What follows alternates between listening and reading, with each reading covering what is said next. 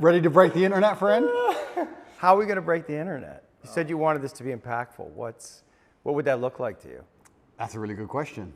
I think a lot of people are interested in my journey. I think a lot of people are interested in how it feels to go through what I'm going through. Yeah. I think there's a lot of people who want me to martyr myself. A lot of people are living vicariously through me. Yeah. There's a lot of people who say, yeah, Andrew, keep going. But they don't really care. They just enjoy the drama of it all. And I think I've already broken the internet, but you're a very interesting man to talk to. And with your insights, I think together, we're going to have quite a large audience. Yeah, I mean, that's a question that I have for you. Why did you want to talk to me? Because I'm a psychotherapist. You have your skepticism about psychotherapy, and yet here I am. That's true. We had a conversation before, and I've been told by many people it was my most interesting podcast ever. So I think it obviously varies from the norm in terms of the normal things I'm asked about. You have some unique insights.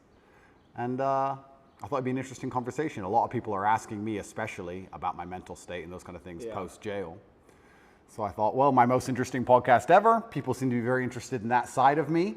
So perhaps it can be a good conversation. Does it make you nervous that there may be things that you don't know about yourself that I'm going to try to reveal to you? I know everything about myself, my friend. You know everything about yourself. I believe that I have an intimate grasp of all the things about myself which matter, which allow me to compete. Right. So there may be things I don't know, but I'm not sure if I particularly need them. So I'm not that interested. Right. What's useful is more important than what's true. Absolutely. Right, and you've developed a framework of thinking about yourself and thinking about reality that's been incredibly effective for you. Completely. Right. What's useful is more, you nailed it, what's useful is more important than what's true. This is an old argument of mine, but I think we discussed it in the last podcast, and I'll say it again. When I say I don't believe in depression, nobody can convince me to believe in depression. That's not a matter of discussing whether depression's real or not. That's a matter of me accepting that my mental model for going through life is more effective if I don't believe I can become a depressed person. Yeah. I don't believe in depression, so I can't be depressed, so that allows me to be more effective. It's not a matter of sitting there going, well, maybe it's true, maybe it isn't. I don't believe in it, so I can't catch it. You shape your own reality through the conviction of your thoughts, your beliefs, and the words that you use. Why else would you adopt any kind of mindset unless it's designed specifically to make you competitive and make you win? You install the software in your mind, right? So if I'm going to install software in my mind. Did you install it? Well, I've tried very hard to curate it. Right, because wasn't it installed by your upbringing? Wasn't it installed by your mother and your father in some way? Good question. Before you were conscious, while you were just a developing child, like something got programmed into your psyche that has to have an impact on you. And those things can't necessarily be known because you were at such a young age. Absolutely. We're all programmed to some degree. I agree with you on this so far. I don't think anybody can escape programming, whether it's society, whether it's a television show, whether it's the people around you, peer pressure, whether it's a religion. We're all programmed to some degree. That's absolutely not really true. What I have done, and what I think most people do not do, is heavily analyze why I hold the beliefs I hold, why they help me. If I don't hold the belief personally, or if I didn't learn it from personal experience, I know where it came from, who tried to teach me that, whether their intentions for me were good or bad. And I've tried very hard to have my mindset rigidly analyzed and make sure that it's put together in a way which benefits me completely and absolutely. And I do not believe in things that take away power from me. Right. I refuse to do that. I would rather say that they are not real. And people will sit here and argue to the end of time that they are real, but they're not real in my world. And I live inside of my mind. So even if you throw me in a Romanian dungeon, the idea that I become a depressed person is not a framework that my mind works within, so I can't become depressed. I can feel a little bit sad, sure, I can feel depressed, but I can't be depressed. They're very different things. So that's just the mindset I've installed, and it's allowed me to be competitive. And I believe, personally, my personal beliefs are that life as a man is hyper-competitive, and whatever software you have in your mind should be designed to make you as competitive as possible, and you shouldn't be believing in absolutely anything else. So I've tried very hard to make sure all of my worldviews and all of my experiences and everything is curated and aimed in a direction which is going to allow me to be a fearsome competitor in all realms of human endeavor. Have there been some of your beliefs or convictions that have been challenged through the experiences that you've had, particularly in the recently? Well, people challenge me often. And what a lot of people don't understand is that I will never adopt the thinking of somebody who is sad, and I will never adopt the thinking of somebody who is less competitive than I am or less successful than I am. If someone comes along and goes, Andrew, you are wrong, the way you see the world is wrong, but they are suffering from an affliction, why would I adopt a single iota of what they say? So it's kind of funny when I talk about depression. the number of people who defend depression. Depression's ruined my life, it's super real, and I lost my wife, and my life is over, and I want to kill myself, it's real. I'm like, surely you should like my worldview. If depression's so terrible and it's destroyed your entire existence, you should be listening to me tell you it's not real. But instead they're defending it and sticking up for it, which I find very interesting. So that's the first thing. In regards to whether I have had any of my convictions challenged, it's kind of amazing. Maybe it's just a semantics trick, and maybe it's that simple. Maybe it's as simple as saying, I feel a little bit depressed today, but I am not a depressed person, and I cannot become depressive. I'm not going to have depression. Maybe it's just a semantics trip, and by saying that alone, I understand that it's a temporary state of mind, which I can alter and I can affect. And I've never struggled with long-term depression or long-term negative thoughts because I don't believe in that mental model. I think that your mind, like I said, it's software, it's programmed in, and they say inside the Matrix or in every single video game, there are boundaries and there are limits. There are certain things you can and can't do.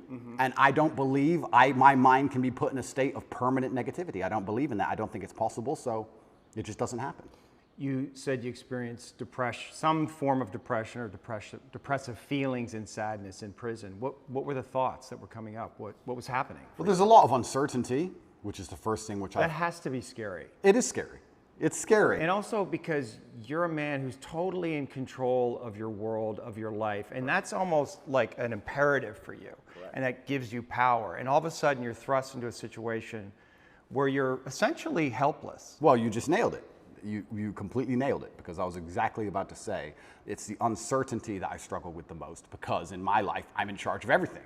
I know exactly how everything works, and I'm the boss, and I get to control absolutely everything. And this is the first time in a long time I'm in a scenario where I have no power whatsoever, no influence, basically.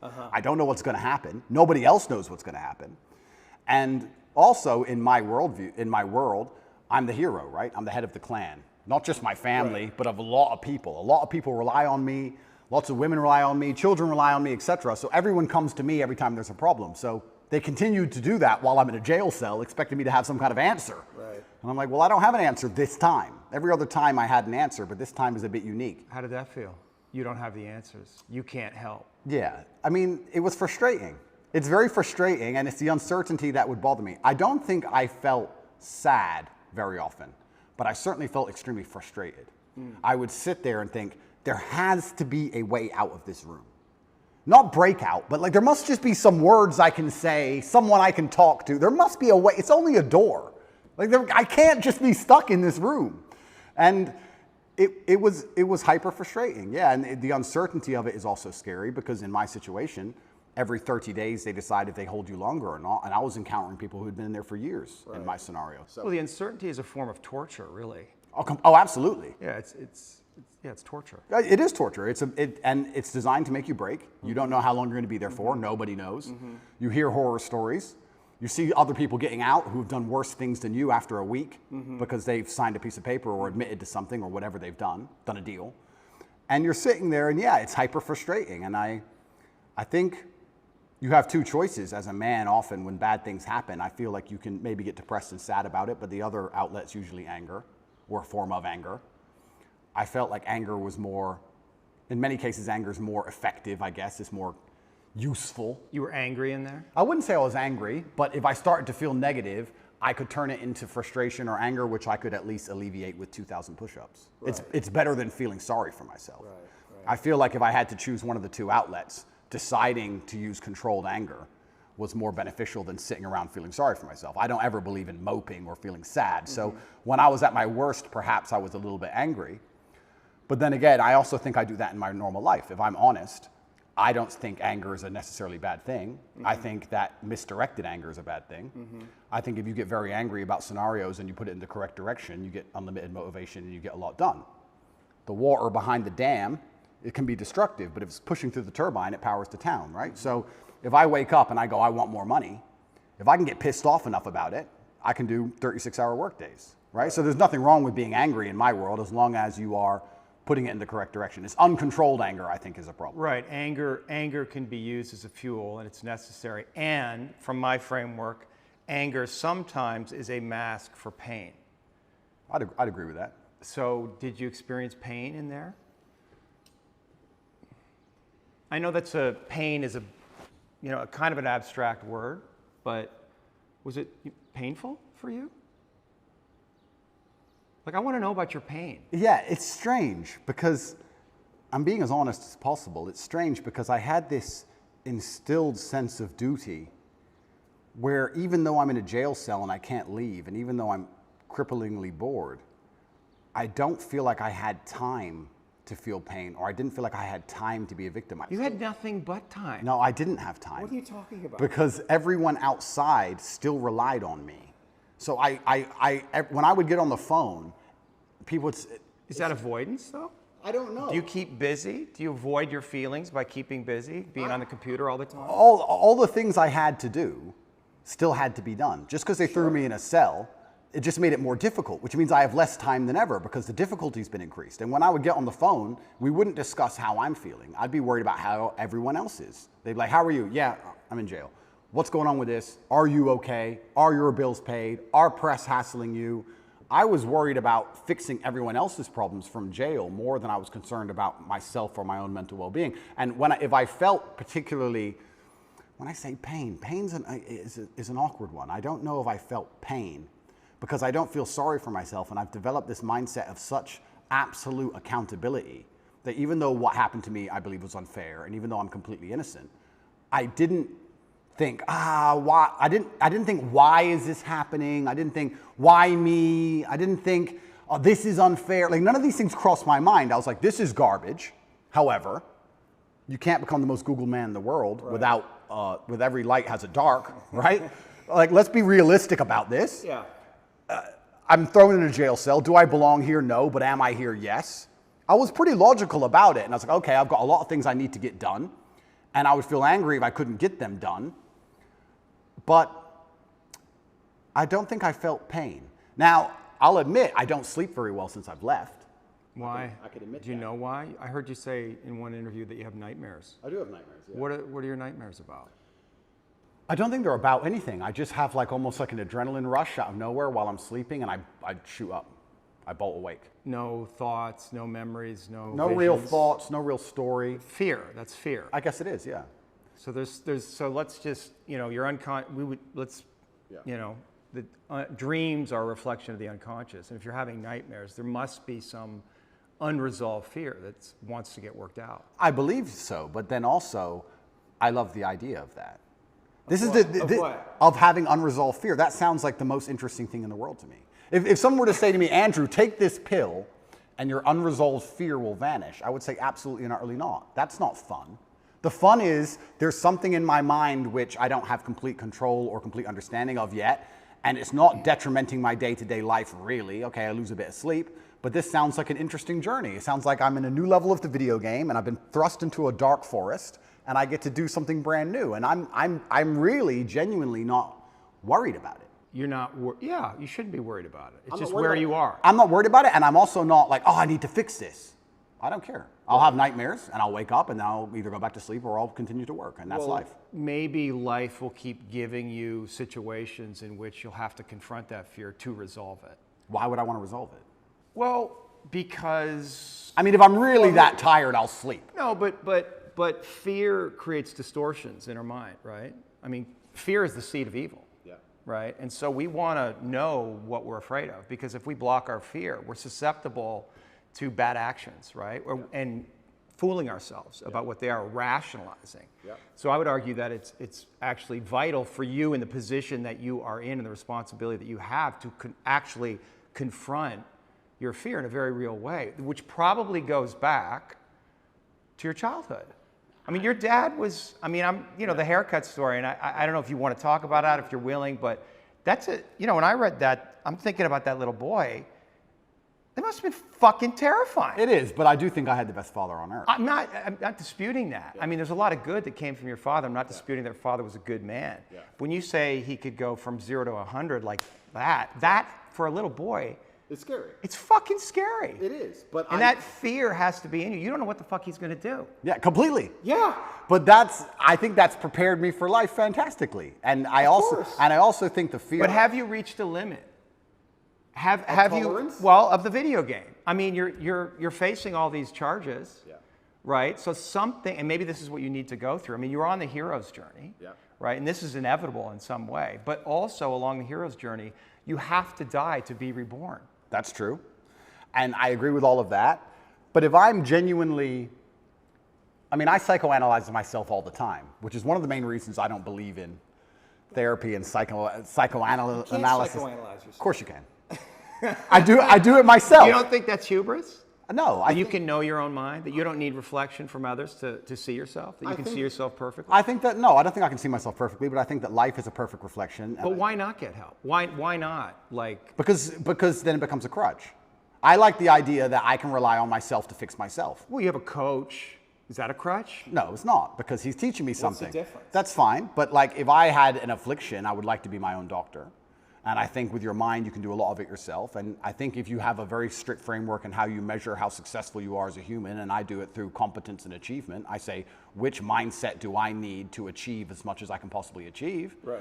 And I can measure that in real time. I can measure that in literally dollars and world championship title belts. I can literally measure the success. Mm-hmm. I'll say, okay, well then this is the mindset I need to have to be as successul as possible. Anything that's deviating me away from that needs to be addressed and concerned and dealt with, and I can do that myself. And I think the fear that if it's fear that's waking me up from nightmares now, it's just because I understand there's a very big apparatus, a very big enemy, which I cannot destroy and I cannot beat, coming to get me. Mm-hmm. So I do think that wakes me up. I think the fear is healthy. I think I'd be stupid to not be afraid. But I don't necessarily want the fear to go away because I have no problems feeling bad. Well, it's not about going away. It's coming into deeper relationship with it. And understanding that there's fear that's happening in real time, but there's also fear that may be in your psyche somewhere, in your body, that's connected to your history. And that may need to be resolved, because otherwise you're projecting things out that you may not be seeing reality totally clearly. That's the thing, right? Like, is there a way that you're not seeing things perfectly clearly? Well, then we go back to what I just said about perhaps that's true, but if I measure myself purely on competence and purely on achievement, whatever I think and whatever I'm doing is obviously fantastic. So I'm very happy with the mindset I have. And then we go into the argument, which is a level deeper, is am I supposed to be happy? Am I supposed to feel good? No, it's not happy. No, of course, but this is what I don't understand about people, especially men in the world today. Why are they so worried about being afraid? Why are they so worried about, I was afraid every time I fought. Yeah. I fought anyway. Yeah. Like, I don't let fear guide what I'm going to do. I do what I'm supposed to do regardless of how I feel. So I don't see anything wrong with feeling fearful. I don't see anything wrong with feeling stressed or under pressure or anxious. All these things men are trying to get rid of. And I talk about men specifically. I gender this because I'm a man. I don't know how it feels to be a woman. But all these things that people are trying very hard to get rid of from their brains, I don't see why they need to leave. I will argue the point that if I feel anxious and pressured and stressed and fearful, I will get more done than if I was happy. I think if I was happy, I'd just be hedonistic and just wasting my time. I think that you get a whole bunch done with these negative connotations and negative emotions, and I think that life is suffering and pain, and you're here to go through it, and the sooner you get used to the taste, the more successful you're going to be. I have no interest in trying to change the flavor, my friend. The flavor of life is pain, and I will eat all of it. And it doesn't matter if they put me back in jail or not. I'm not sitting there going, how can I be happy in jail? I will sit in jail and say, yes, this sucks. It's supposed to suck. Yes, I'm not enjoying this. Yes, I'm anxious and paranoid. And yes, that guy might stab me. And yes, I can't sleep and I miss my family. And this is what's supposed to happen to me. And this is how I become the best man I can possibly be. And I'm going to succeed regardless. You're very convincing. You're so good though, right? It's almost like I feel like you can rationalize anything, right? It's almost like a trick. Magic trick? Well, you're really good at talking, you're really smart, and it's almost like any question you can turn and make it work for you, which is great. It's a skill, but there's also a place where there's the potential for self-delusion. Oh, absolutely. And I'm not even going to sit here and say that I'm not delusional to a degree. I'm not saying that self-delusion doesn't exist. We all are, right? Let me give you a very simple example. Let me try and use an analogy. I think the only thing better than having everything you want is not wanting anything, right? So I have every car on this planet. I have 40 supercars. Most people want a supercar. I have 40. But there's that unique 0.1% of people who genuinely don't want one. And I think that's more freeing than having everything you want, right? So the true mindset is not wanting anything. Most people, the best they can do is having everything they want. And I feel like you can kind of do this with the emotions as well. I guess my general consensus is that I don't think I can change or affect the world to the point where pain and suffering and bad things are not going to happen. So isn't it best if I just enjoy all of that? Doesn't that make me as powerful as possible if I say, oh yeah, okay, this is going to suck, good. I mean, I do it when I fight. Yesterday I was fighting, right? We were doing 12 rounds and all of us were destroyed. And the more he hurt me, the more I wanted to hurt him back. The more he hurt me, the better it felt. The more powerful I felt, the more he hit me. Because then it's my turn, right? So if I can't stop him from punching me, and I'll do my best, but if I can't, then surely you should learn to enjoy it, right? And I don't think you can stop life from hitting you. And I don't think you can stop life from giving you unexpected surprises. And I don't think you can stop yourself from feeling sometimes sad or anxious or upset. So I think the best mindset you could adopt is finding that engaging and exciting. I'm not going to lie to you. Although I am facing very serious charges, and although they are trying to destroy my life, and although I cannot sleep the same, and although they're out to get me, and although I've suffered, part of me is excited. Part of me is like, okay. Why? Because it's a war. You like war? I think all men do. I do. Yeah, of course, all men do. Yeah. So it's a battle. It's exciting. Yeah, it's exciting. So I'm not saying I'm glad it happened, because I'm certainly not. And I'm not saying I'm going to win. But I'm saying that I've trained myself to the point where if I were walking down the street and 10 men were to pull knives on me, I'd be intimidated, but 20% of me would go, this will be one to remember. Do you have a belief that you could take 10 men with knives? I have a belief that, yeah, I do. Because that's delusional. That's delusional. Yeah, but it gives me a best chance of possibly winning. Well, no, running away would give you the best chance of possibly winning, and then coming back and being safe and then serving out your mission. Of course I would run away in that scenario, but if I had to engage them, if I had to engage them, right.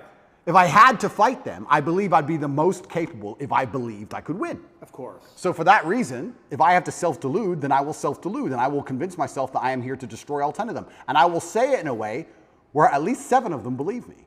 And that's the most important part sometimes about all of this self-delusion, is that a lot of other people start to believe what you say. And I'm not saying that I say bad things.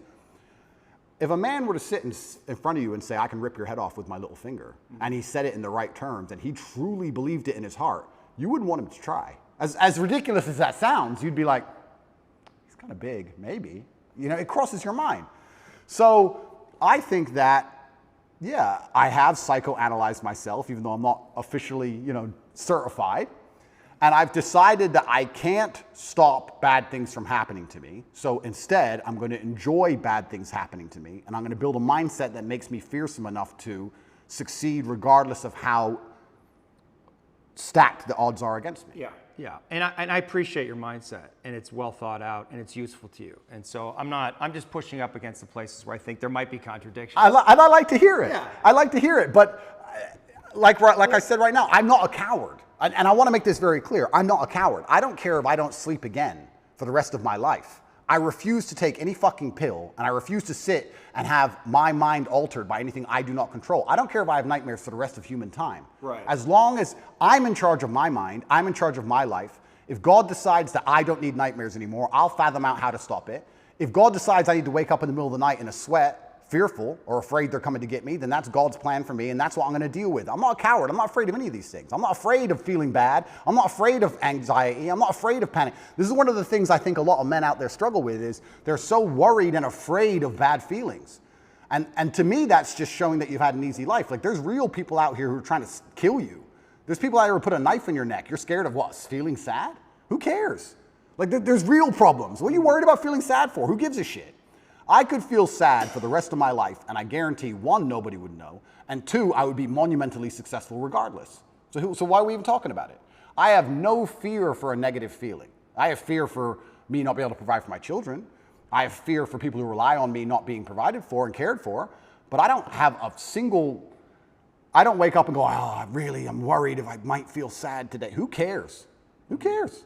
I can be happy or sad on the same day. Nobody notices, and the same things get done. The exact same amount of work gets done. Nothing changes. How are you making sense of what's happening to you? Is it God's will? Is it a co-creation? In some way, did you co-create this? Oh, no. Or are you just like a victim of the Matrix? No, I'm not a victim. So absolutely everything is, I believe. In some way you're a victim. Completely, but I believe in self-accountability. Sure. I could have prevented this. Well, how did you co-create this? If let's presuppose you did. I created this by being monumentally successful. Right. There's no light without dark. Equal and opposite force. But you said you were excited about it, so maybe there's some way you actually wanted this. I didn't want this. In fact, I had conversations with Tristan for a long time, and I kept saying Icarus to him. When I would decline, I would decline certain podcasts, I would decline meeting certain famous people, I would decline talking about politics, I would decline things, and I would keep saying Icarus. And he would say, why are you doing this? And I just reply Icarus. Because I knew if I got too big that they were going to come for me. I knew that. So I tried to balance it, and I felt like I did a pretty good job, but unfortunately I got it a little bit wrong. My fault. I got it wrong. I put myself here. But I also don't believe that there's any light without dark. It's yin and yang for a reason.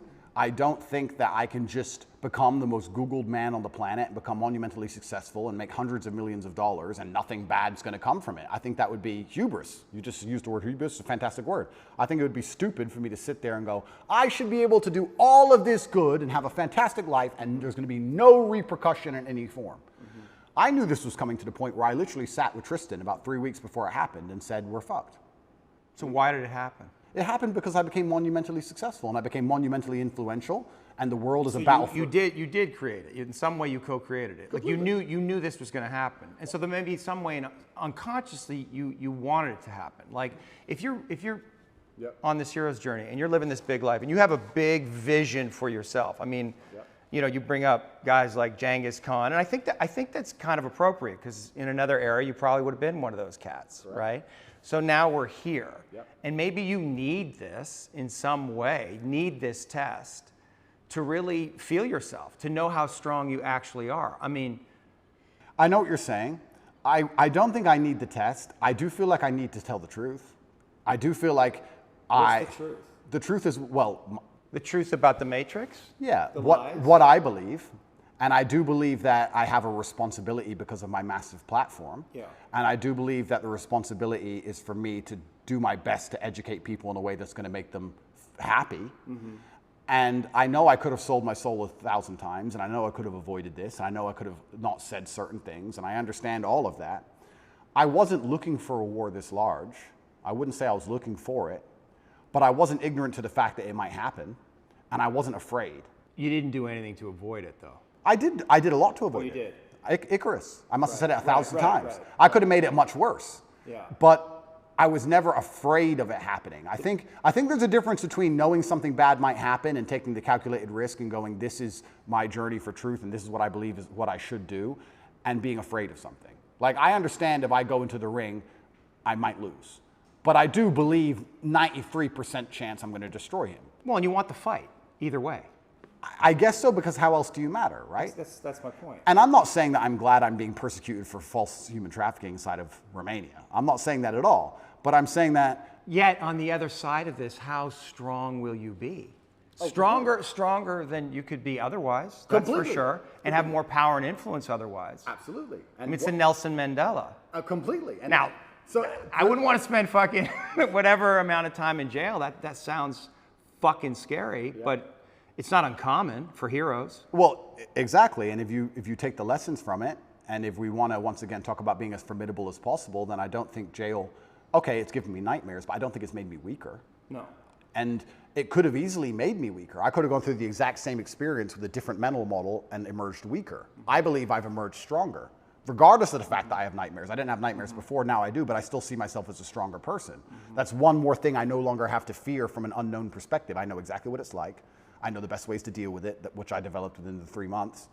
And if they put me back, I know what I'm going into. So that's a unknown area of the map explored. Yes. And I don't want to go, but I do believe that I'm more powerful than ever. And you have to find the good in it. That's absolutely not for sure. But I don't think I want to be very careful. I don't think I was looking for this fight. I'm finding the good in this fight. I believe that my fight actually has far-reaching repercussions for society now. I think that however this plays out is going to affect society in real time. I wasn't looking for it, but I was never... Did you attract it in some way?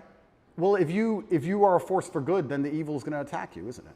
And I do genuinely believe this is the battle of good versus evil in the world today. I believe that truth is always going to be on the side of good. I am religious. I believe the things I say most people knew were true only 10 to 15 years ago. I don't think they're radical ideas. And I think that there is an evil force in the world which is extremely deceptive. And they are out to try and silence me. Not because what I say is wrong. It's in fact because what I say is right. I believe the reason I have so much influence and the reason so many young boys listen to me and pay attention to me is because I say things that are true, that they know intrinsically, evolutionarily, inside of their bones as true, that I say things which work. People often wonder why my fan base is so feverish, why my fan base is so dedicated. Well, if they listen to me, it's the first time they ever feel good. The first time they ever train hard and start to feel better physically, and they start to feel better mentally, and they adopt my mental model, and now they're not stressed or depressed anymore. And then they may start to make some money, and they go, you know what, I started listening to Tate a year ago. I'm in the best shape financially, the best shape physically, the best shape mentally. Tate's the man. So they're hyper dedicated to me. And yeah, I mean, there's going to be a negative to that. I want to make something clear. I've been brutally aware of the fact that all of this might blow up in my face for a very long time. I've not been ignorant to that. And I think that's why jail didn't cause me pain. Because I wasn't in jail like, how did this happen? I was in jail thinking, they got me. I knew it. They've been after me for a long time. I knew they were coming. And I don't know if that's a coping mechanism, but I was saying on every single podcast before I went to jail, they're going to try and put me in jail. I knew it. Right, right. You said that there's a light and a dark. Is there darkness in you? I mean, there must be. There's darkness inside of everybody. Right, and do you know that part of you? Are you in relationship with it? Do you think about it? That's a good question. First, I have to identify what would the darkness in me be. Well, let me present something to you, because I stood up for you after you got canceled off social media, and I have a lot of female clients, and they had questions about that. I mean, they know me and they trust me, so they're curious. Yeah. But one of them said, "Well, you know, Andrew he's out there saying that he's helping all these young men, but in the beginning, he made his millions in some level exploiting these very men." Okay. That's the frame that they were thinking about it. And is there validity in that, in what they're saying? Because I didn't know how to answer that question. I don't think I exploited the men. I think I exploited, maybe I did exploit the men, but let me change my answer. I don't think me not exploiting them would have prevented them being exploited. I think these men were out to be exploited regardless, whether I did it or not. So, but you can see how that sounds cynical to somebody, where you say, well, they're going to be exploited anyway, so I'm going to make money off them. And then once I make money off them and I get this platform, then I'm going to champion them. Completely. I mean, I guess that's probably one of the most logical arguments against me I've heard. Then we have to argue whether I was really exploiting them, which is another argument, right? Absolutely. Because a lot of these men, the only reason they didn't kill themselves is because they had an online girlfriend. Sure. So I actually think that webcamming and girls as a whole is closer to therapy than it is porn. Truly, these men are completely miserable, and the only joy they have is logging into that website. So I don't think I did exploit them. The reason I said the fact they were going to be exploited anyway, it's very similar to having an alcohol store. Let's say there's 3 alcohol stores in a row and all of your customers are alcoholics. Well, if you close your alcohol store, what happens? They just buy at the next store next door. Right. They're still going to be an alcoholic. You're not saving anyone's life. Right. But I don't think I necessarily exploited. I didn't see myself as exploiting them or exploiting the girls. I don't think that. I think it was a business opportunity, and I approached it the way I approach everything, which is extremely professionally, and I got good at it, and we had a very successful company. Everybody was happy, including the men at home and including the women who all became millionaires. I've turned more women into millionaires than I've turned men into millionaires. So, but maybe that's the reason they're coming after you, because they feel in that a contradiction, and they're not buying your story, right? They don't believe it. They're like, oh, this is an act. He's not genuine. He's actually out for himself, right? Well, and so that's the place that they want to get you, because there's definitely an energy out there. They want to get you. Oh no, they're out to get me. Yeah. And I don't think that's the reason why, though. Well, depends who we're talking about. Yeah. But we're talking about the Matrix. I understand why and you've talked about that a lot in podcasts. We could talk about that, you know, because you are speaking a lot of truth, and you're confronting all the lies in the culture, and you're speaking against the most powerful forces in the world. But individual women, let's say, they're going to look at what you're doing, a lot of them, and a lot of them, you know, they're completely insane. And they're looking at these little clips, and they're distorted in their own feminism, and maybe unconsciously they can't reconcile to the fact that they would actually want a man like you. I think that's a lot of what's going on. It's like projection. I'd agree with that. You know, nevertheless, there is an energy that's like they want to get you. They want you to be punished in some way. Yeah. And so, like, how do you, like, what do you do with that? How do you deal with that? Like, how do you answer to that? Like, if that woman was sitting here, what do you say to her? Yeah, I would say that her argument to a degree is a logic fail. Let's take it away from webcamming. It's a female. Logic. Don't be a misogynist. There's your blind spot right there. Don't be a misogynist, but that's like saying because... Well, it's not misogyny. You know? No, of course, but that's like saying because you've ever eaten a steak, you don't care about animals, right. effectively. Right. What she's saying is because he had a business in which some man may have felt exploited at some point, he doesn't care about humanity, which is a logic fail. Yeah, so, I understand. So that's not valid. What I have found in my experience often is that many women who seem to dislike me, after they meet me, don't dislike me anymore. Mm-hmm. I think the energy which they find repulsive over a screen or affects them emotionally over a screen, they end up liking in person. I think hate and love are actually very close to each other. And I've had women who scream how much they hate me at the screen, and then they meet me and they're literally in love with me. Well, you're a nice guy. Of course. So I've yet to meet a female in person who dislikes me. And I would love to talk to these women. I think that'd be the best conversation ever. I think it'd be the best podcast on earth. Yeah. But they are out to get me. They're certainly out to get me. I think that the fact that I'm so assured in a lot of my convictions, they find very threatening. People in general now seem to find it threatening when you're the kind of person who says, no, it's this way. And they say, oh, but the news said it's that way. Don't care. It's this way. And they find that ignorant, but it's not ignorant. I think it's just assured in your convictions, and they find that threatening, very threatening. I think that there's a lot of people who find me threatening, not because of necessarily what I say, but just how sure I am in my convictions and the way I present myself and in my monumental success. They find that overall threatening. The same way a rabbit will find a tiger threatening. It doesn't know why, it's just like, it just wants to run away from it. So is it incumbent on you then change the way you're delivering the information so more people can hear it? No. No. Because there are some people who cannot be saved, and it's not my intention to save everybody. I have no intention of trying to convince everybody to like me. My intention is to try to speak to the people out there who know what I'm saying is the truth and who like the way it's being presented and said. I, once again, have no concern with being disliked by X percentage of the population. And I want to make this clear. I've spoken to a lot of people who have talked about how their mental health has been affected by, online bullying and media campaigns and smear campaigns. I don't think anybody's been attacked by the media in the last 2 years harder than me. Every day, there is something in the media trying to paint me as a bad person.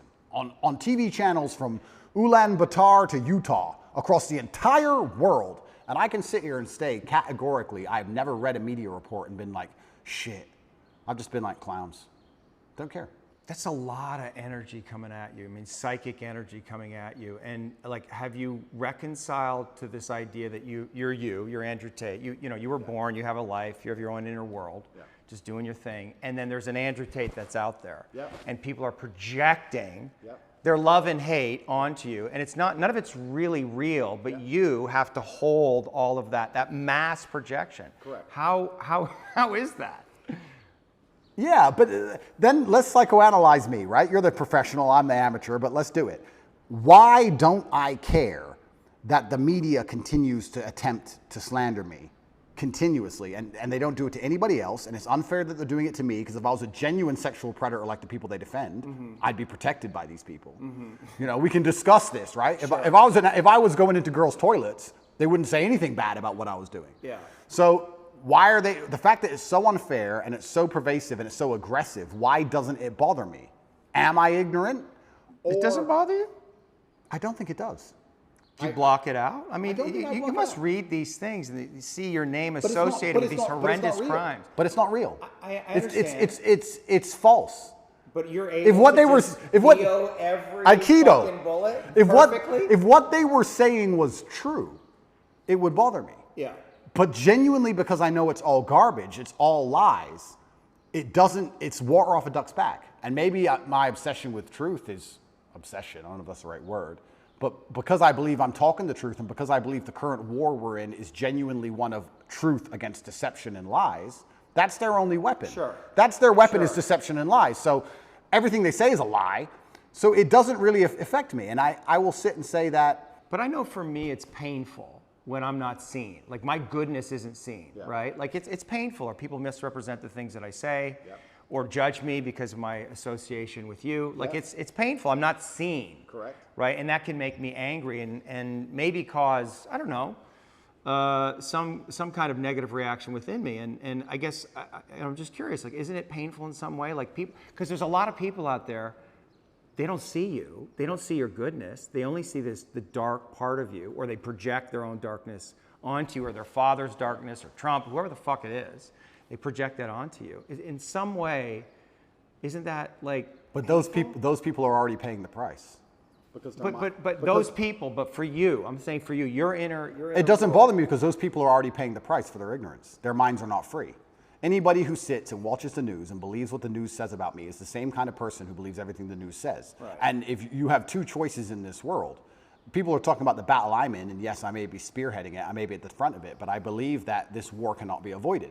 You are either at war against the injustice and against the lies, or you're at war with your own mind when you believe they're garbage. It is impossible for a man to believe the crap they want you to believe and be a happy, functioning adult. It's impossible. If you believe the shit that's on the television as a man, you're going to be miserable. So you're either at war with your brain or you're at war with them. Anyone who's going to sit there and go, I believe Andrew Tate is a human trafficker, I have 25 vaccines, I believe in Ukraine. These people are already paying the price because they're already miserable, and I can guarantee everyone who dislikes me is an unhappy person because their minds are enslaved. Mm-hmm. So I don't feel, when someone sits across from me, which has never happened in person, but let's say someone on the internet makes a video about me, right? Mm-hmm. And these happen. A new Andrew Tate's the worst man ever. I can load up the video and just look at him for a fraction of a second and go, he's paid the price. Right. He's already miserable. If I was that person, then depression would be real. These are fat internet trolls, losers, mm-hmm. who can't compare to me in any human metric. They know it, which is why they dislike me. Mm-hmm. Because anybody who genuinely gets out in the world and looks for truth and looks to be successful and is tenacious and is brave agrees with everything I say. Mm-hmm.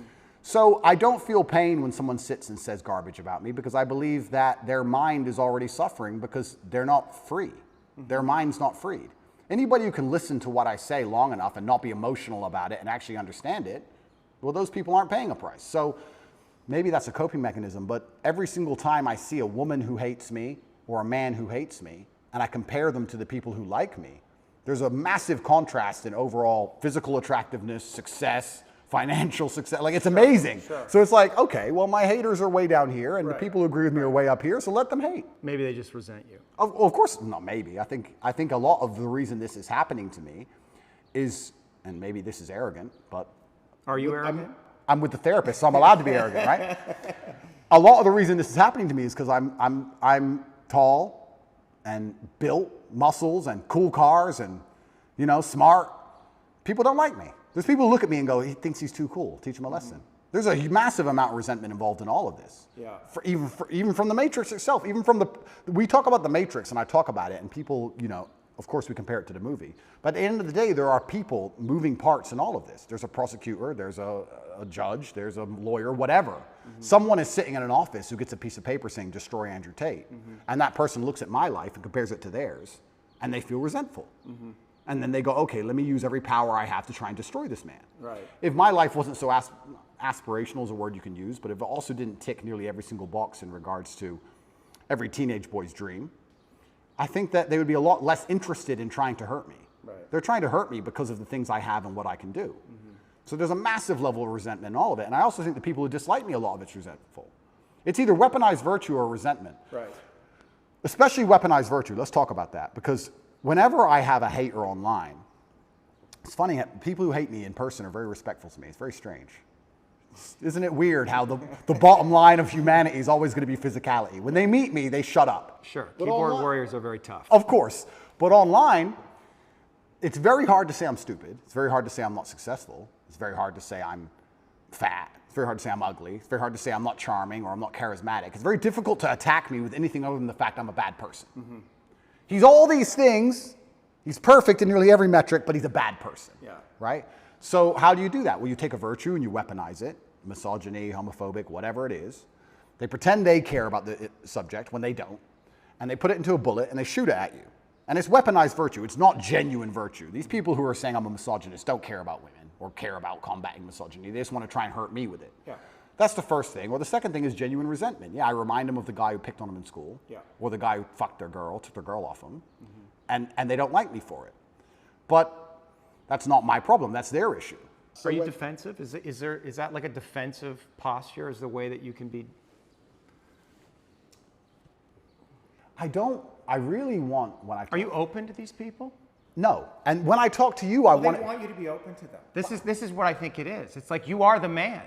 It's like you are the daddy. It's just like, why are you being so mean to me? Why are you fucking yelling at me? I want you. I need you, brother. Like, show up in a good fucking way. Where are you? Like, that's what's going on for them emotionally. Perhaps. Yeah. And so do you have a responsibility in that place to transcend the place you are in to really fully realize your leadership? You know what I'm saying? That's a very good question. And when I'm talking to you, I want to be as honest and vulnerable as I've ever been. I'm trying to be as vulnerable as I can be. You're doing great. But also, so let's talk about these people who resent me the most, or these people who disagree with my message. What's it like for you to be vulnerable? What's that word even mean to you? How do you relate to that word of vulnerability? That's a really good question. I don't know. I don't know how I relate to the word vulnerability. Well, you are vulnerable. You can't put yourself out in the world like this to be seen. That is a vulnerable act. Getting into the ring with another fighter where he might kick your ass, that's vulnerable. That's intense vulnerability. I think emotional vulnerability, nearly at every form, at every level, is basically a form of manipulation. So maybe that's just how you experienced it growing up. Perhaps. Was your mother emotionally manipulative? No. But if a girl cried in front of me, I believe she'd be trying to get an out. I don't think it's just because she feels bad. I think it's because she's trying to get a reaction from me. And I think when men cry to their wives or whatever, a lot of it is trying to inspire sympathy from her. I think a lot of emotional vulnerability to a degree I would argue that is all manipulation. Like then that would indicate that in some way that you are manipulating. We all manipulate each other. Well, that's what I'm saying. So if you're seeing manipulation in others, that must also exist in you. And I guess that's the question. Is there a way, right? Like, can you actually not be manipulating? And manipulating is a strong word. It has a negative connotation, but like in some sense, trying to control. Because one of the things that I find in this conversation, right? It's like, I mean, I actually think you're going along with my line of questioning really well. Like, you're not trying to control everything, but there is a way, right? That you have a tactic. You're trying to control things. You're trying to get away from something. You're trying to control the conversation on some level. Of course. But what if you gave that up? Well, okay. Give it up. I'm trying. I'm trying to be as vulnerable as possible. But when like just the idea of it, right? Like what would happen if? Let's do it. I'm trying my very best. Old habits die hard. But don't worry about the result. Just ask yourself the question, like what would happen if you let go of trying to control everything? Just feel into what that would feel like. But that goes back to the point about what vulnerability is, because I don't think humans are as emotionally incontinent as they pretend to be. And I believe that when you truly feel pain or truly feel trauma or something really bad happens to you, the result to that is usually silence. I don't think you talk very much at all. So people, you ask me, what is it like to be vulnerable? Well, to me, that's not crying. That's not... I think when anyone's doing that, 99% of the time, it's a manipulation tactic, I believe, personally. Maybe that's just my personal experience. But yeah... Maybe, but I think especially with men, I think it's a manipulation tactic when they try and show too much emotion, and women do it as well. And I don't react very well to it. If someone were to sit in front of me and start bawling their eyes out, it's very hard to elicit sympathy from me for that reason. I feel like you get sympathy from me by sitting and explaining to me why something bad happened to you in a logical, calm, stoic manner. If someone starts crying in front of me, I feel like they're trying to manipulate me, and I don't buy it. Or maybe you judge it in them because you judge that in yourself. Perhaps. I mean, it's my human experience, right? And it's my bias. Right. But I'm trying to think of the very few scenarios in which I would ever cry. And I'm thinking, would it genuinely be because I feel so much pain, or if I think it could benefit me or help me? Would I be trying to manipulate somebody? Now, that's not something I'd ever do because it's not my personality and mental frame. But crying is just a physiological reaction to express pain and grief that allows us to release this and to come back to homeostasis. It's manipulation. It's just... Well, it can be. It's don't attack me but anymore. It's also a physiological response. Oh, completely. But it's don't attack me anymore. It's I'm the victim, don't attack me anymore. Be. Yes, I cheated on you. It's a shield. And so when we talk about what does vulnerable mean, I feel like I'm being vulnerable now when I'm explaining things extremely logically. You are. That's as vulnerable as I can be. I cannot be the kind of person who's going to cry. But once again, this is my mental model. I haven't instilled. But is that what it means? Vulnerability, cry? I guess vulnerability. What about admitting your weaknesses? I'll admit my weaknesses what right are now. your weaknesses? Then this is so interesting because I will tell you. No, it is because I'll tell you I'll admit my weaknesses, and I will. But now I have to try and identify some because in my mental framework I don't have weaknesses. Right. So now it's like, okay, I am prepared to admit where I'm weak. Where am I weak? Well, I've tried so hard for so long to make sure I'm not weak anywhere. And if I am, I've compensated so heavily in some other way, I don't fail. So it's like, where am I weak? I'm that guy who does not fail. It doesn't matter what scenario anybody's life is in. It doesn't matter if you get dumped into jail. It doesn't matter if you're going into war. It doesn't matter if you're bankrupt. Whatever it is, if someone says Tate's on your side, you feel good. Oh, Tate's here. Ah, Tate, okay. Yeah. He can't even swim, but he's here to he's the lifeguard. Tate doesn't fail. I can swim, but it's an example, right? So I do not fail ever. So it's very hard for me to identify weaknesses because I feel like they've all been ruthlessly, I think I've rooted out any weakness or I've compensated so heavily so long ago. I don't see myself as a weak person. I don't see myself as a person who can fail. People said to me in jail, how did you handle that? What else can I do? Not handle it? What does that look like? I'm gonna bang my head on the wall like a dummy? Am I gonna have a breakdown and just be a pile of mush? All you can do is handle it. So you were talking about vulnerability. I'm being as vulnerable as I can, but I can't even honestly sit here and tell you a weakness I have because in my mind I have no weaknesses. And perhaps that's delusion. Perhaps that's perhaps it's delusion. Yeah. But a useful delusion is what you're saying. It's brutally useful. Yeah. And when I teach this or when I talk about this, there's a lot of men who perhaps want to adopt it, but the mistake they make is they don't have the real world experience to back it up. I don't want people to be completely lose their minds. Yeah. We're not talking about that, but we're talking about the fact that I can name so many scenarios in my life where I was supposed to fail and I did not fail. It's brutally realistic, it's brutally logical, it's built on competence, it's built on real world accolade and achievement. Mm-hmm. Everything I've ever wanted, I have achieved and I have gotten. I have never failed at anything I've ever wanted, ever. So how am I going to wake up and say, oh, I've got this weakness, that weakness, when I have a 100% success rate? Mm-hmm. 100%. There's never a girl I wanted I didn't get. There's never a car I wanted I didn't drive. There's never a scenario where I said, I want to get through this, I didn't get through it. I've never failed. So of course I'm going to sit and say, yeah, I would love to tell you my weaknesses. I can't think of any. I don't know. Right, but are you being humbled right now? Is this whole series of events humbling you? It's taught me things I already knew. I know you can't be bigger than a justice system. I was saying Icarus for a reason. I knew they would come for me. I know I'm only human. But you're not do you? I do. I'm just a very good one. I'm just a very good one. Is there somewhere inside you a belief that you're invincible? Like you can't get got? Because that is a dangerous fucking distortion. No. I wouldn't have been saying Icarus for that reason. Right.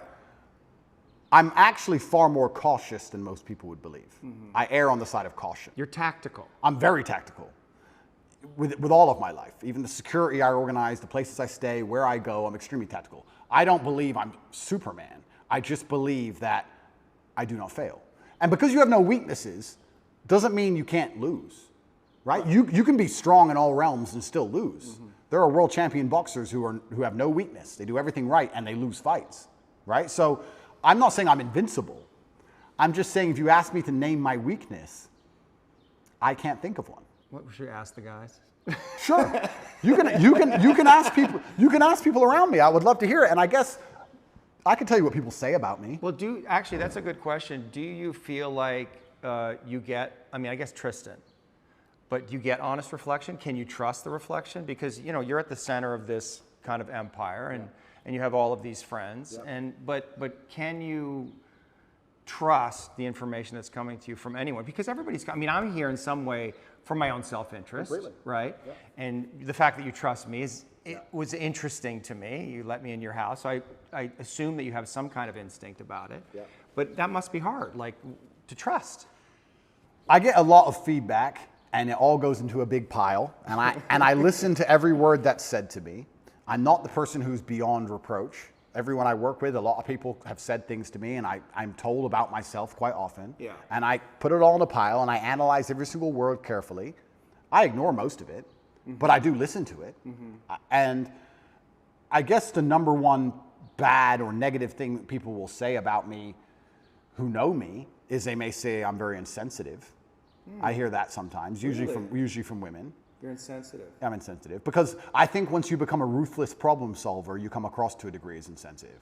We have this big issue and everyone's crying. Okay, stop crying, fix the issue. Right. You have to be insensitive. Okay, what are you crying about? Let's fix that. Right. Well, you know that's wrong. Well, a lot of people want to vent. They don't want to fix the problem. They want to cry. Well, they just need you to be with them and say, I understand, here you are, exactly. baby, I love you. Completely. You're rolling your eyes. Yeah, but that's what I'm saying. So when you become a ruthless problem solver, right, you become to a degree insensitive. Now, there are some scenarios which that doesn't work, right? There's some problems you can't fix. The death of a loved one, that's different. Yeah. But if people are crying about something which is very fixable, it's very difficult for me to be interested in their crying. And I'll tell you why. Because if I have a set standard for myself, if I wouldn't allow myself that luxury, it's very hard for me to give it out to everybody else. If I don't allow myself the luxury of being incompetent because of an emotion, then it's very hard for me to look at others and go, well, you're allowed to be incompetent because of your emotions, and you're allowed to be incompetent because of your emotions, and I'll just deal with the struggle of never being incompetent ever, regardless of how I feel. If I have standard for myself, I'm going to implore my standard or imply my standard on others. And if they don't meet that standard, then they're going to call me insensitive. What would you have to give up to become more sensitive, particularly to your women? I'm a very sensitive, romantic, nice man. Yeah. In general, I'm actually a romantic man. I get called that a lot. No one calls me cold. Right. It's different. You're loving? Completely. But when it comes to problems especially, right, can be insensitive. You default to problem solving. Absolutely. And that's not what they want. What's the issue? They want you to just understand and hold them. They want to cry about the problem a while. And time is time is money. Time is money. I'm like, okay, yeah. Boom, boom, fixed. Right. No, but you don't understand. I do understand. Now it's fixed. Shh. Next. Like, right. I think that's just competence. And I think that's genuinely, I think most men are kind of like that. Perhaps I'm just hyper like that. Yes. So I get called insensitive sometimes. What else do people say negative about me? This is interesting. Are you arrogant? Well, the difference between arrogance and reality is just competence, isn't it? Say that again? The difference between arrogance and a healthy grasp of reality is only going to be the competence of an individual. That's one way of looking at it. But if I can kick the fuck out of everybody, for example, and I say I can kick the fuck out of everybody, am I arrogant? Not necessarily. It depends on the kind of energy of it, right? But I mean, one might say that arrogance hides insecurity. Like, are there places where you're insecure? That's another very good question, but let me think about this for a second and answer it, because these are questions that have never been asked before. But I don't, okay, so what am I insecure about? This is another point, and maybe this is a personality characteristic, which is interesting. I don't do anything I'm bad at ever. Oh, like sing? Yeah, like sing. I cannot sing, so I will not sing. And I'd love to hear you sing. I'm sure you wouldn't. But maybe that once again shapes my reality, because I refuse to do anything I am bad at. If I'm bad at it, I hire someone else to do it, or I find someone else who's good at it, and I offer value to them to do it. I don't do my entire reality. Why? Because you don't want to, I mean, there's the things you're incompetent in and you have time, but like, because you're scared to look foolish or not be good at something, and people are going to see, oh, Tate's not so great at everything. No, I don't think it's emotional. I think it's purely logical. I'm thinking about my day. Every single thing I do are the things I am absolute best at. Mm-hmm. If I'll put boxing gloves on after this and I'll go fight and I'll beat everybody. I'll destroy everyone. Mm-hmm. And I think I only enjoy things that I'm good at. Mm-hmm. And I also think that if I have X amount of hours in the day, the way I can be the most competitive, most fearsome predator is to spend all of my waking time doing things I'm the best at and leave things that I'm not good at to the other people who perhaps are good at them. Mm-hmm. If you're an accountant and you want to become as rich as possible, then what you do is as many hours as possible accounting. But you're rationalizing. I am, correct. Yeah. So let me rationalize it. Yeah. I'll rationalize it. Yeah, but that's what you do. And that's it. That can be a defense. I mean, rationalization is a classic defense. Yeah, but that's my rationalization. And you're really good at it, but right? But it's like a sword you have that's super sharp and you want to use it all the time. All the time. Yeah, but what if you set it down and realize there's other tools available in your toolkit and maybe you need to develop those? But rationalizing is how I built my mind. Uh-huh. You don't have to give it up. The sword's right there. You just have to use it all the time. But it's all, my entire framework and how I view the world has all been one massive rationalization, and it's let me build a reality which is exactly what I want it to be. You must know that has limitations, because you can't rationalize everything. That's not what life is. Isn't it? Right? There's other layers of reality that the mind does not understand. Okay, well, Right? you're right. And just because I rationalize things doesn't mean I don't feel things. But yeah. I know you feel things. Yeah, I feel things. And I actually know that you're really sensitive. Like I wouldn't be here if I thought you were some, maniacal psychopath. Correct. It's because I'm here because I can, and that's what I think a lot of people saw in the interview. They felt your sensitivity, they felt your vulnerability, and they were really attracted to it. Oh, I'm a lot more sensitive than people know. And this is one of the things I like to say. When I talk about depression not being real or how life is pain and suffering, that doesn't mean that I'm not saying those things because I've never felt them. Yeah. I'm saying those things because I know them intimately. I'm saying those things because I know exactly how it would feel to label myself a depressed person. Yeah. I know it very well. I just refused to do it. Right. So yeah, I'm absolutely not really a sensitive person. I would label myself sensitive. But maybe maybe 1 second. I just want to go back to my original point. Yeah. Maybe my worldview is affected by, and we're talking about arrogance, when you wake up and all you do are things you're world level at. Yeah. Everything you do are things you're fantastic at, right? All of the time. Yeah. And you beat everybody all of the time at all of it. Yeah. Aren't you going to have a tinge perhaps of arrogance? Of course. Of course you are. So, but would I label myself an arrogant person? Well, I'm not going to sit down and say I'm good at something I'm not. Right.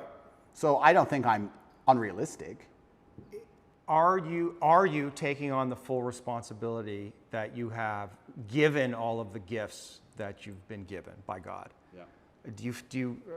Is there any place where you're not taking on responsibility for that? No. I think I take care of absolutely everybody I love in every single way. I think anybody who's ever needed me, I've been there for them if they've deserved it.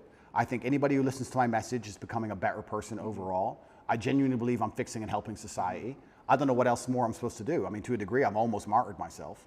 What else more can I do? My options at this point are either to continue to help people and explain to men why I became so successful, which is all I'm basically doing. I'm saying you're a man and you're upset and you want to be X. I'm telling you how I became what I wanted to be. This is what I did. Is there anything beyond the things you just said that you're responsible for? Like, what is your responsibility here? My responsibility? Well, I guess ultimately to yourself, it's to your family first, right? What is your responsibility to God? I think God wants me to be the best possible version of myself. I think that God dislikes people who are lazy. I said this to somebody once and he got very offended. I said, God doesn't like lazy people. God has created you and he wants to see the absolute best you can be. I think that if you don't take care of yourself, God has no interest in taking care of you. If you have a Ferrari on the drive and you don't take care of it, who's going to take care of it? Nobody. I think that taking care of yourself and being the best possible version of yourself you can be is how you please God. I think that's one of the best ways to praise him, is to wake up every day and say, I need to be the strongest, smartest, fastest, most fearsome, most stoic, most capable man I can possibly be. This is how I please God. Yeah. So I think your duty to God is also these things. And that's another massive source of strength that I get. When I'm alone in a jail cell, I understand that God is still watching. And God would be unhappy if I couldn't handle it. I don't think, maybe we can talk about God, or we can also talk just about basic cosmic balance. I don't believe you can become the most famous man on the planet calling yourself the top G without the universe testing if you're really about it. I don't think you're going to get to a point where the universe, whatever you want to call it, is going to say, is he really the top G? Yeah. And you're going to have to prove it. If you walk through life and say, I'm made of iron, I'm Mr. Tough Guy, sooner or later someone's going to check you and find out if you are or not. Right. So when I was doing this for a very long time, I wasn't ignorant to the fact that something's going to come along and see if I am who I am. So when I'm sitting in a jail cell by myself with cockroaches all over the floor, I'm like, okay, this is my chance to show I'm not full of shit. Right. Was I full of shit? No, I wasn't. Am I going to allow everything I've ever said and my last name and my duty to God and everything to go down the pan, or am I going to just man up and fucking win? Right. So I saw it, I guess, to a degree as an opportunity, but there was a massive burden of responsibility on me on how I had to perform. I didn't have time to be depressed or sad. This is what I'm saying to you earlier. I didn't have time. I had things to do. Top G's kids can't eat. Top G's women can't pay the bills. Top G's business is over. No, I had to fix all of it from jail and fix myself and get out. I was very busy inside of my brain staring at a wall. So I didn't have time for this. And this is another thing I try and explain to people and I don't understand about and I talk about men specifically because I understand how to be successful as a man. When men say to me they're depressed, with unlimited options, with the capability to become anything you desire, with God giving you a full and able body and mind, how do you have time to be depressed? You have so much you could do. There's so much that you need to do to be your best self, and you're competing against men like me, and you're finding hours a day to be sad? No wonder you're going to perpetually lose forever. Right. That's suicide. So how do you find time to do this? It's brutally ineffective. You have a brain, you have a mind, you have a mental model. You can't think of everything, you can't do everything. You can only have certain frameworks instilled inside of your mind. As a man, you should be hyper-competitive. You should try and be the best version of yourself you can be. You're competing against every other man on earth for the girl you want, the car you want, the house you want, the watch you wear. It's all competition. You should be as competitive as you possibly can. Anything that's inside of your mind which doesn't allow you to be competitive should be erased. This is why I can't name a weakness. I can't name a weakness I have. I've compensated so heavily for any weakness that may exist, I don't even see them anymore.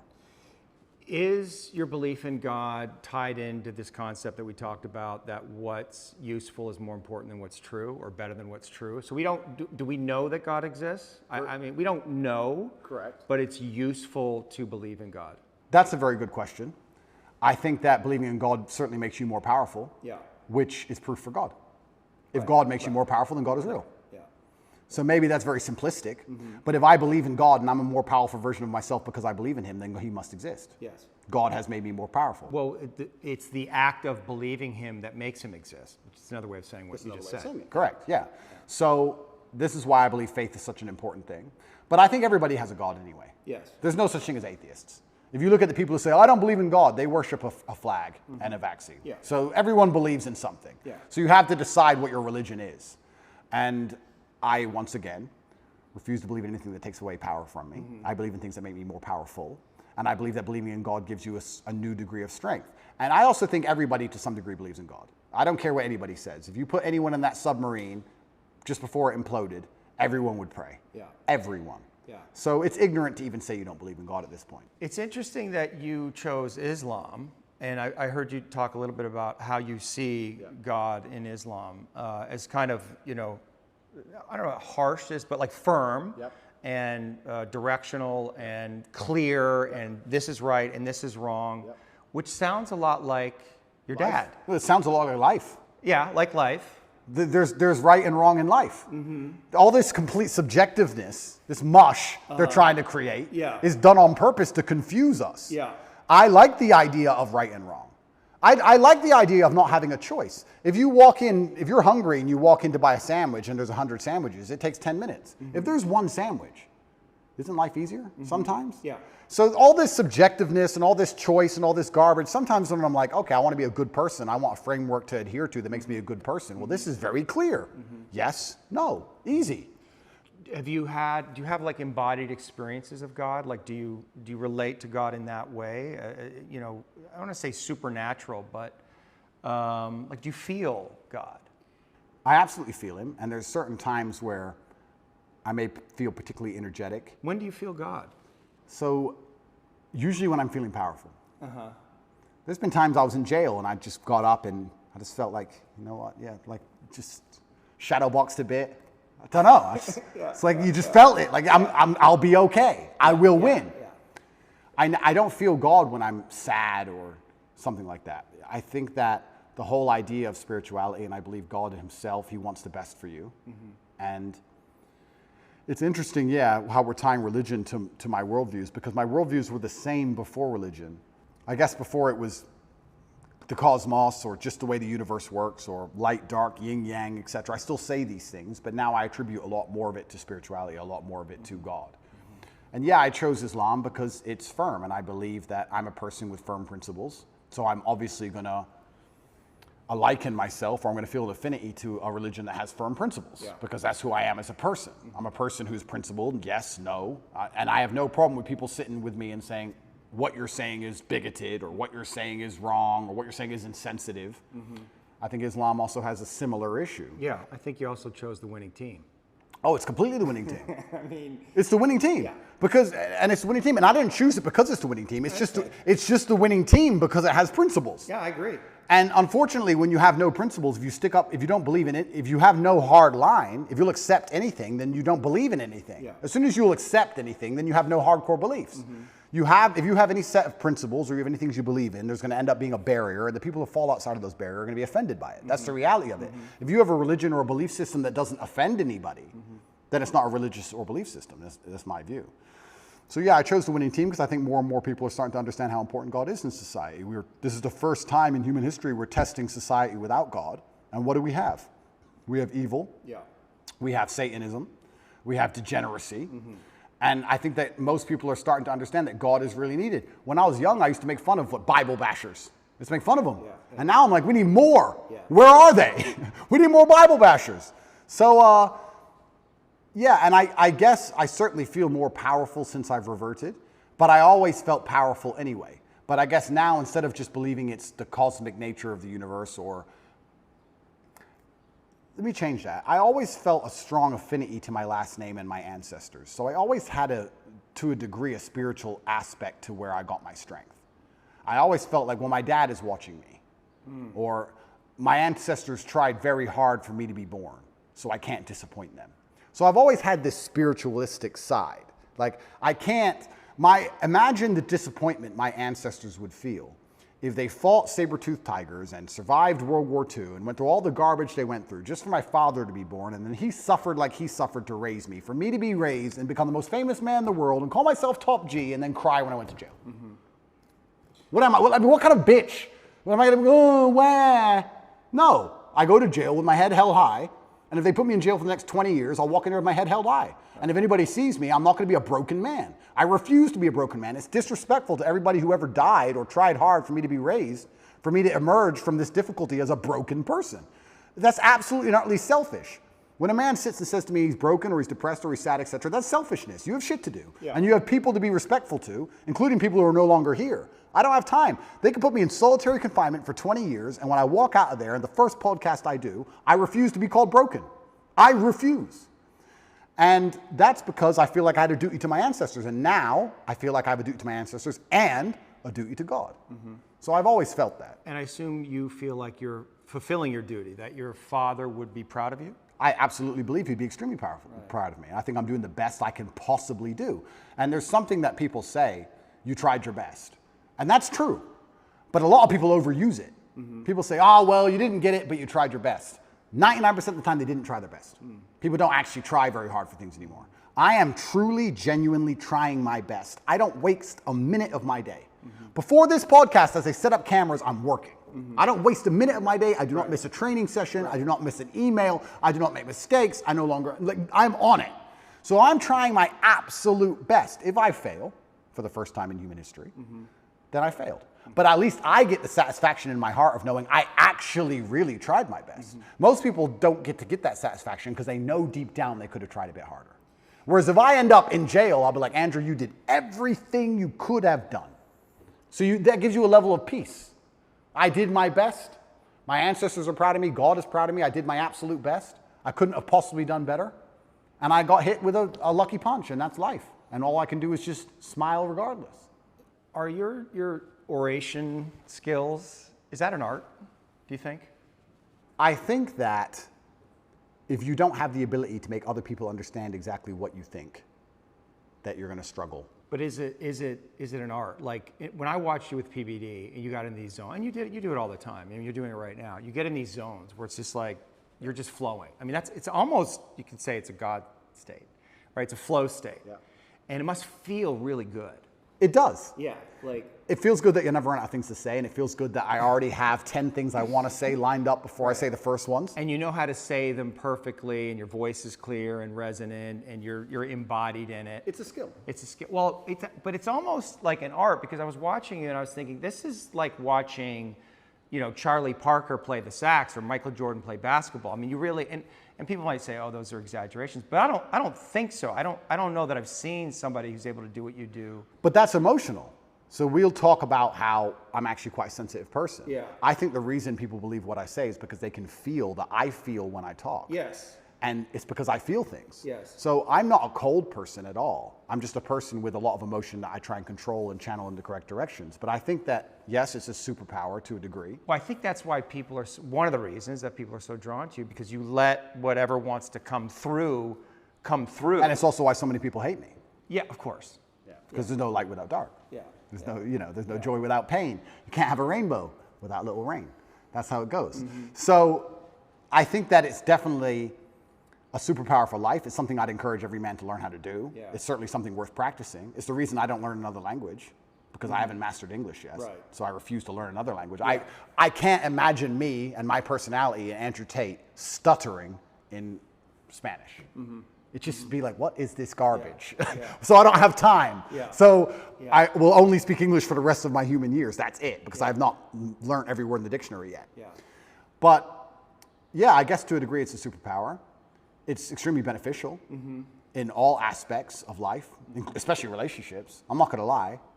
I don't argue with women very often, because any woman who respects me and listens to me, I can very quickly and compendiously explain exactly why I'm correct. It's maybe the most powerful skill. The most powerful thing about it is there's two levels to it. One, making people understand exactly what you think. Yes. And the second one is making them think what you think. Right. And if you can do the second one. Do you like to make people think what you think? Because you have a lot of influence. Yeah. And that's got to feel good. You're influencing people. You have this worldview. It's a powerful worldview. It's got all these things. And so you want to influence other people in some way to adopt that. I think that charity, even of itself, I think charity is probably one of the most selfish things you can do, which most people say, I'm giving money. I give $25 million a year. There's a website, tatepledge.com, you can see it. And I feed children all across war-torn countries, mainly in the Islamic world and in Africa. Am I doing that for the children? Yes. But I also feel great. I feel good for doing that. Of course. Yeah. So it's not a selfless act. No, nothing selfless. Nothing selfless. And it shouldn't be. And it shouldn't be. That's right. So when I'm helping all these people out here, I'm not doing it because I'm some philanthropist. I feel good helping people and people sending me emails saying, you changed my life. I feel good about it. I'm not going to sit here and pretend I'm just Mr. Philanthropist and I just care about the world. No, I like helping people because I feel good about doing it. It makes me feel good inside, which is why I do it. So yeah, I use my power to feel good. And I think the easiest way to feel good is to make others feel good. I believe that humans exist that way, and I think that's why we're societal animals. Even in jail, when I felt my worst, my goal was to make someone else smile. Because if I can make someone else smile, I would smile.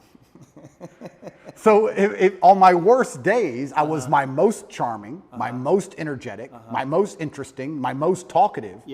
I was happiest on my worst day because I decided that's how I have to be to stop myself feeling bad, because I decided. I also feel like, it's kind of interesting. No one's emotionless, and I certainly feel things. And I'm going to come up with a theory, which you're going to call complete garbage, because I am not qualified. But this is my theory. Yeah, go for it. I believe that emotional energy is a lot like a bucket of water. You have all this emotional energy, right? You have a bucket of water. And then you have a bunch of different holes you can pour it down. So I believe if you wake up one day and you feel particularly depressed, you don't feel depressed. You just have a lot of emotional energy that day. Some days you don't have that much emotional energy and life is pretty calm. But some days you wake up and you have this big bucket of water, and the superpower is deciding which emotion you're going to put it in. Not to not feel the energy, but to decide which emotion you're going to put it in. And I think that's my superpower. I don't have the superpower of being able to stop myself feeling things. I have the superpower of being able to choose how I use that energy and what I decide to feel. And then if you want to be hyper successful as a person, you have to be very careful to avoid the happy hole. Because happy is what everyone thinks they would choose. If you had this emotional energy and could choose any emotion, you'd choose happy. But if you choose happy, you don't get much done. What do you choose? I choose, if I had to choose how I wanted to feel all the time, I would choose proud.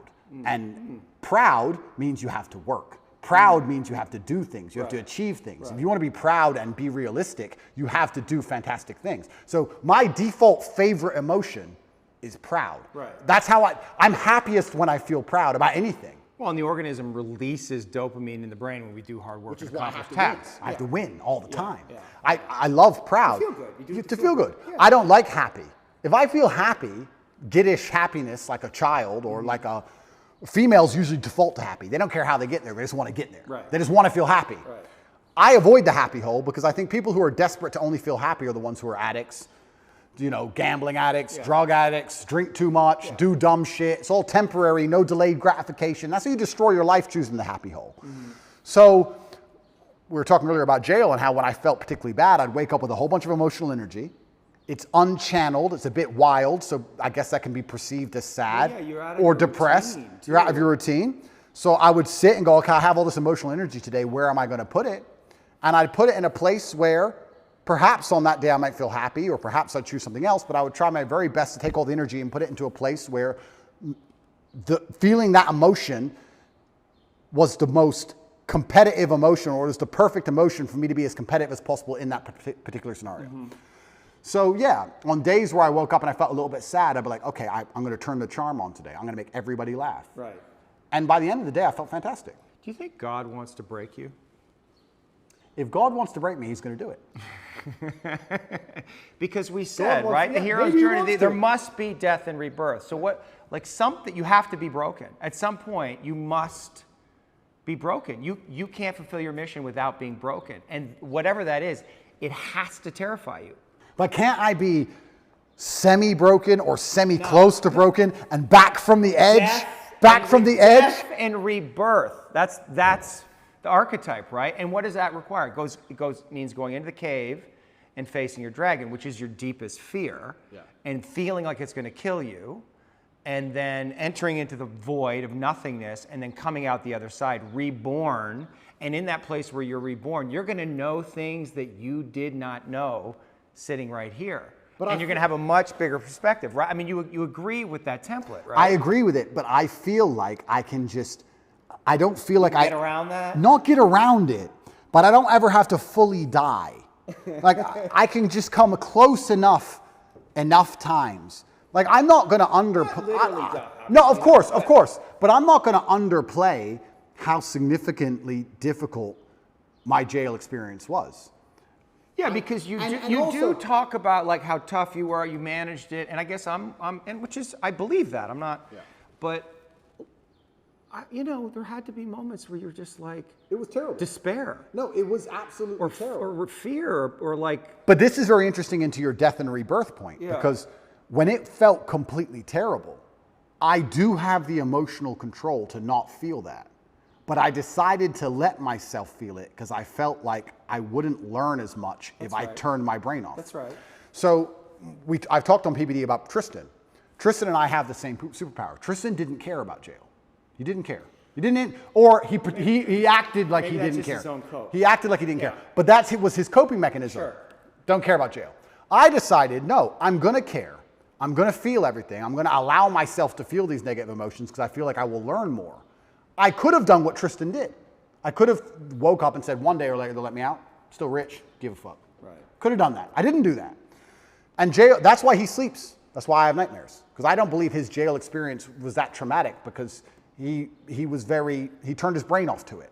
And that is a superpower. Yes. And I do have that power. If I went to war, I could go to war and watch all my friends be blown to pieces and still fight. Yeah. I would still be capable. I can turn my brain off if I have to, but I decided not to because I felt that feeling things would teach me more, which is why I'm kind of arguing your point about death and rebirth, because I feel like I don't have to fully break. I just have to get close enough to the edge to learn something and come back. Why not break? Because if I break, then there's too much. My empire might fall. You don't know. Well, exactly. You don't know. I don't know. And that's scary. It is scary. Yeah. So why would I? That's why you don't want to break. Completely. It's scary. I don't want to lose what I have. Yeah. Mentally, physically, financially. Yeah, but that attachment, what would God say to that attachment? I don't want to lose what I have? But okay, I don't want to lose what I have because I also have a responsibility for others. Let me tell you something. If my mind broke and I couldn't come back from that. What's more important, your family or God? Does God want me to break? I don't know. You asked. You asked the question. And if he does, I will break. Right. Right? Well, but you won't have a choice. I won't have a choice. But jail itself was terrible. Like, we're talking about vulnerability. I can sit and explain all the things I struggle with in jail. It was absolutely terrible. And I think a lot of people who are watching this, I think they need to keep in mind, I wasn't in jail. I was in Romanian jail. What's the difference? Well, it's the poorest country in Europe, and it was built during communism, and it's basically designed to torture you. Cockroaches, Yeah. I mean, it's not like jail, like we imagine jail. I don't want to insult the Romanian justice system. And I don't want to insult any Romanians. I'm still within the confines of Romania. But I think most people at home understand what I'm talking about. I didn't have yard time. I didn't have any friends. I was in a room for 93 days. I did not leave that room unless I was being dragged to court in a language I didn't understand to be sent back to the room. Yeah, it was hard. I did a 4-day vision quest, 4 days, 4 nights, no food or water, out in the mountains, like in a restricted area, like just like a prison cell. And that took me to my edge. So I can't even imagine 93 days. Yeah, I mean, it's terrible. And you don't know how long you're going to be in there for. Yeah. And you have no control over anything. And you don't sleep very well. People think you just sleep it off, but you can't. The jail is very loud. There's a lot of distressed people in there, a lot of upset people. The energy is sad. Yeah, it's a bad place to be. But I knew that my only option was to deal with it. So I knew that not handling it wasn't an option. So if not handling it, it's not an option. The only option left is handling it. So you just have to find the best way to do it. Yeah. And I certainly allowed myself to feel a lot of emotions in there that I could have probably blocked out so that I could learn as many lessons as possible. And I've learned a lot of things. But I would say that, I mean, all in all, I understood as a man, you need to have a strong body so you're not attacked by anyone else, and a strong mind so you don't attack yourself. And I think jail in many ways is just pressurized life. And if you feel a little bit angry outside of jail, you'll be very angry in jail. It's pressurized life, and you can't distract yourself with anything. Mm-hmm. Most people, if you feel angry right now, you're like, oh, that pissed me off. And then you get on your phone and talk to someone else about something else, and you distract yourself. But you're left alone with your thoughts, and you can't distract yourself. And God decided to put me in there to learn some things. And I think it just confirmed a bunch of things I already knew. And I think it was a chance for me to prove to him and to prove to myself I'm not full of shit. And I think that was... Did you worry that you were full of shit? Never. But it's good when you get tested.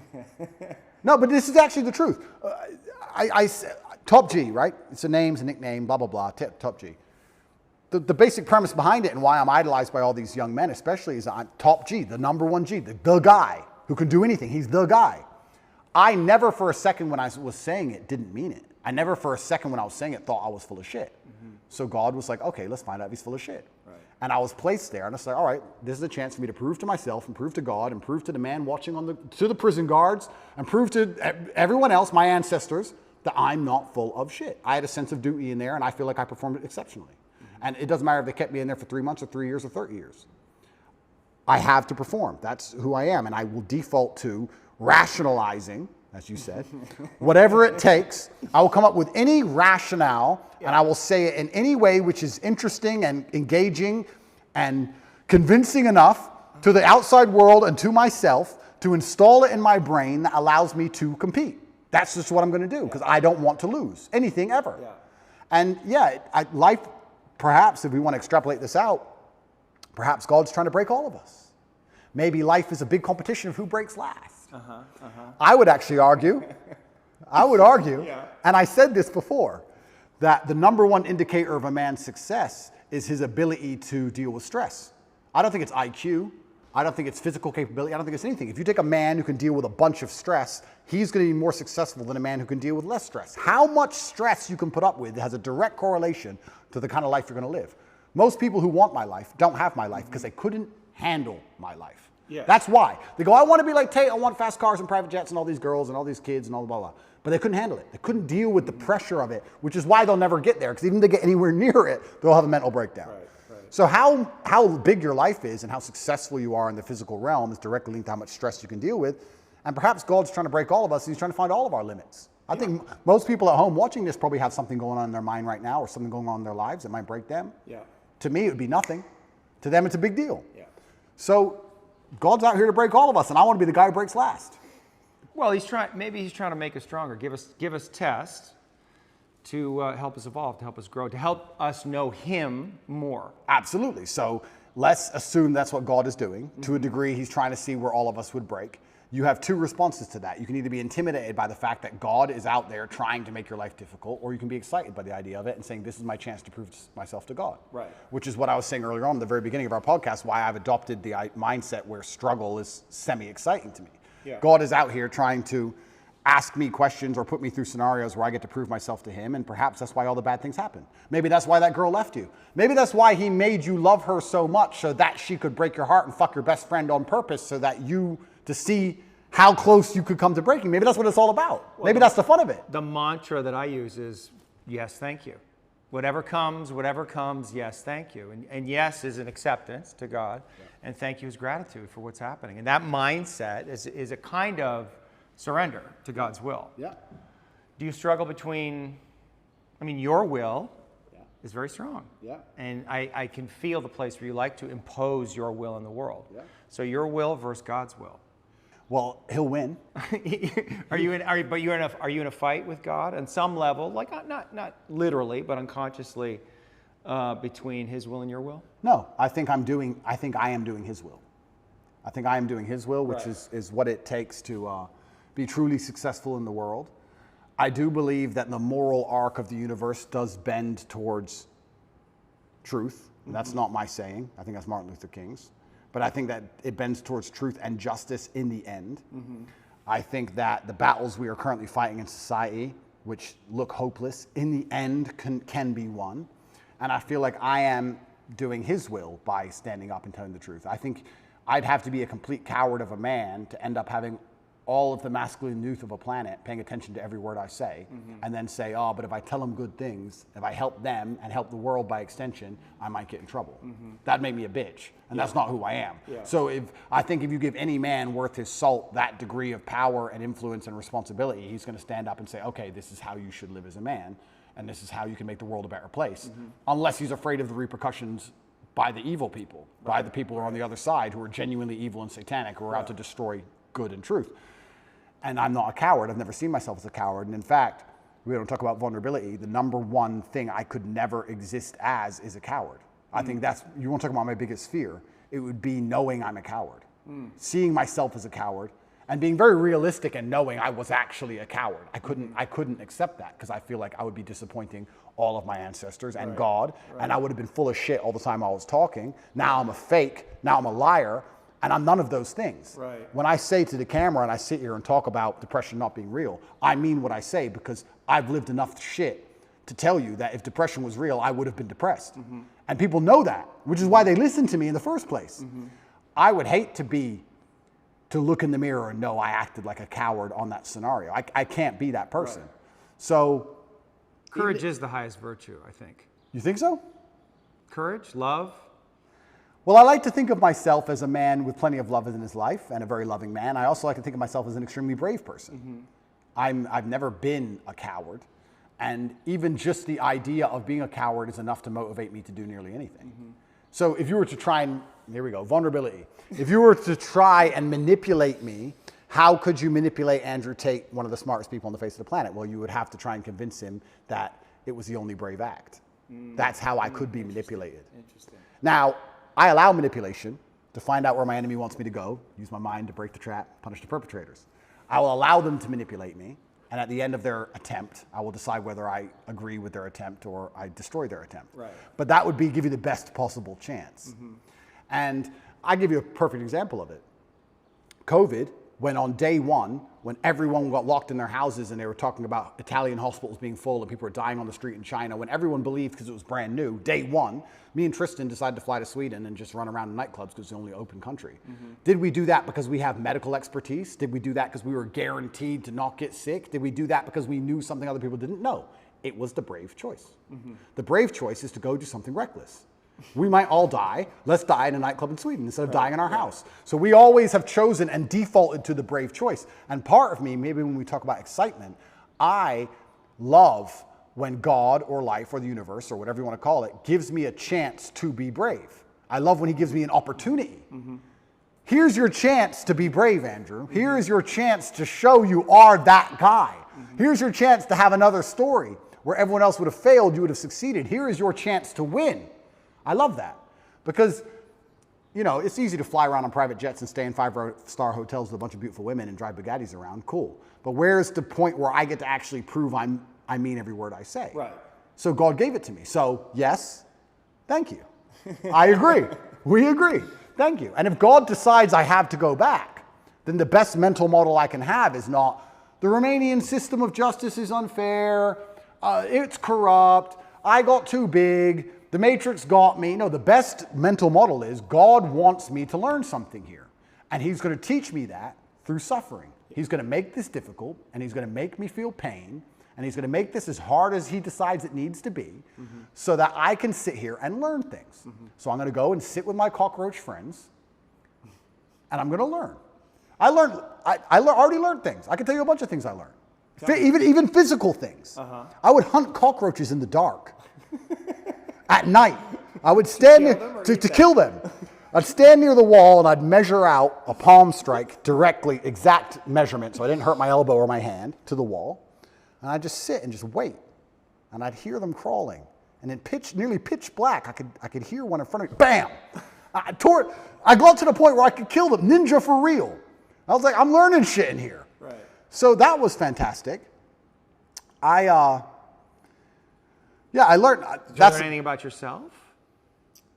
This is again new information. That's all. I mean, you must have, right? I mean, you had a new experience, so there must be new information. I mean, you got tested, right? You're in jail, for fuck's sakes. Like, something must have popped into your mind. There must have been some revelation, some edge that you came to. It had to be, no? I'm exactly who I thought I was. I am 0% full of shit. I am exactly who I thought I was. 0% full of shit? If you would have told me, before I went, like 0.1, before I went to jail, before they put me in that dungeon, in the dark, with the cockroaches, if you would have told me how I would react to that scenario, I would have said to you, I would have suffered and it wouldn't have been nice, but I would have refused to break, and I would have been the kind of person who sat there and endured and emerged more powerful than ever before. That's what I would have said. Yeah. And that's what I've done. Yes, yes. That's exactly what I've done. So, But that's not the question. no, it's not. There may be a side order of nightmares. I learned, I've never had nightmares before in my life. That surprised me. But they're here now. That's life. I learned that, I guess. I learned that when I got out of jail. I didn't have nightmares in jail, which is strange. I had nightmares when I got out. Maybe it's fear of going back. Don't know. Yeah. But what else did I learn about myself? I had already pre-decided and had already told the universe how I would act in said scenario. This scenario was not a scenario I hadn't discussed or didn't believe could happen to me. I had already analyzed, if this happens, what are you going to do? It was a pre-designated plan. And I just followed the plan I had already laid out for myself when I had already psychoanalyzed myself without my qualifications. I had already decided what I must do, so I did it. Yeah, yeah. And I was able and capable of following the plan and following through. Yeah. So I'm not a liar. I'm 0% full of shit. Right. I hear you. And if I was full of shit, I would sit here. Nightmares, though, but there's something. It's not full of shit, but just the something happened. Oh, completely. Right, because you're having nightmares now, so something is going on. Yes. That you don't like. Understand. That's all I'm getting at. That's completely true. I performed exactly how I needed to perform and how I knew I would perform. So when I talk about being top G and mental control and depression is not real, everything I say is true. I performed exactly as I could. And I should. There is a side effect, which happens to be these nightmares. But my attitude towards the nightmares is, yes, thank you. Good. I don't want them to go away. They will go away when whatever needs to be dealt with is dealt with by my own mind. And like I said, if anyone else could fix them for me, I would not allow them to, because I believe it is my lesson and it's my pain and my trauma and it's mine to deal with. And if I have to keep them forever, I'll keep them. I am not afraid of feeling negative. I'm not afraid of it. I'm not afraid of having nightmares. I don't wake up going, I want to feel good. I don't care. So if I have to feel miserable, it doesn't bother me. I don't see why. In fact, I'm going to change that. I don't see how you can put such importance on how you feel as a man, because it makes you non-competitive. Well, but it makes you, what it does is it brings you into presence. And presence is the most powerful quality that you can have as a human being. And if you are not in touch with your feelings, if you disown them or you rationalize them in some way, you're not fully present. Completely agree. Right? So the reason we want to connect with the places we have fear or pain or sadness, right, or anger, whatever it is, it's not to feel it and let ourselves be a slave to it. It's just to let it come into our conscious awareness to know what it is. There's information there. It's data, right? And if we can be present with all that we feel, right, we're much more powerful beings. Now, it's super interesting you said that, because you're right. Because I wouldn't consider myself a present person. I am always thinking about what must be done. I'm thinking about Interesting. Always. That you would confess that. I'll You're not a present person. No, I'm not present. If I'm present in the moment, I'm either on my computer talking to someone else millions of miles away, or dealing with something else, or I'm doing this podcasting about how I have to spar afterwards, and then I've got a friend coming at 8:15 tonight. I have to see. I'm not present because things must be done, and they must be organized. I'm not competitive if I'm present. I need to do things. Now, I'll agree with you. You're right. I'm very rarely present. But here's my frame for presence, right? The reason I'm not all the way present, which is all the way here, is because there's something here that I don't want to feel. No, I would say there's two scenarios in which I am very present. And we'll talk about them in a second. But I'm not a very present person. But I have sacrificed the idea of feeling presence and feeling happy in the moment for, let's say, absolute capability and legacy. But would you agree that being more present would give you more power? In certain scenarios. Well, look, I think that might be the reason I love fighting so much, because that's the only time I feel present. Right. Because I have to be right there, because one, I'm in pain, and two, if I'm not, I'm gonna be asleep. Are you not present right now? I am. Are you present with me? I'm paying attention. My brain's on. I'm paying attention. Let your brain go and see what happens. Just be here with me and don't stop thinking. Stop thinking. I can't stop thinking. Stop thinking. You can't stop thinking. If you can't stop thinking, you don't have control over your mind. All right, cool. So I stopped thinking, but and just be in the place where there's no thinking. Sure. And just feel yourself, who you are, and see what happens. Yeah, and I believe I am, but I'm saying generally in life, I wouldn't consider myself a present person. I'm not the person who is enjoying the moment. But I am now because I'm focused. But now I'm focused. But do you see the difference in the quality of the interaction we just had? But okay, let me ask you Do you a question. see the difference though? I do. Yeah. And how did that feel? It felt fine, but what's the difference? Fine. What's the difference? But what's the difference? But weren't we more connected in some way? Isn't there more possibility to get to something deeper or something more truthful there when your mind is not constantly running? But I haven't lied to you. I'm not saying you've lied to me. Yeah. I'm not saying you've lied to me. I just said there's other levels, there's other layers, right? Is there? Is there? You get to it. That's why you fight. It's what you said, because it gets you out of your mind, fully in your body. And when you're fighting, you're in that zone. Some of their intelligence opens up, though. Yes. You're doing things. You can feel that guy, and you can miss the punch by, and you don't even know why. Correct. Right? And so that is available all the time if you're willing to get present. Does life require that degree of focus? Not focus, presence. I know they're slightly different. Maybe I see them as the same. I don't see myself as a particularly present person. I do enjoy the presence of fighting. I do enjoy the presence of driving fast cars very fast. Right. I'm thinking of it, just so you understand my mental model, when I think of guys, and I do know some who are like enjoying the moment, I very rarely enjoy the moment. Does that make sense? I don't ever, I'm sitting around and I'm like, yeah, I look around and go, I'm having fun. That's just not how my brain works, ever. That feels sad to me. Yeah, but this is the thing. Perhaps it is. I don't know. I'm not going to say it is because I don't feel sad about it, but let's imagine it is sad. I have no fear of feeling sad. If someone were to say to me, Andrew, you're going to enjoy the moment less because you're constantly preoccupied with running an empire that most people wouldn't believe is as large as you say it is, even if you told them. And you're going to have unlimited offspring who adore you, and you're going to have unlimited female interaction from women who truly would die for you. And you're going to be one of the most respected men on the planet. And you're going to have street cred in every city from Baltimore to Berlin. And you're going to end up going through all these trials and tribulations, and they're going to talk about your name after you're dead for hundreds of years. But you're not going to be present in the moment. Would you take that? And I would say, yes, sir, I would. Give that to me. I can't be present because there's too much happening. How can I be present? How can I be present with hundreds of millions of dollars and DCOT trying to put me in jail? And how can I be present? I've got things happening in my brain. I can't be present. I've got things to deal with. I've got problems.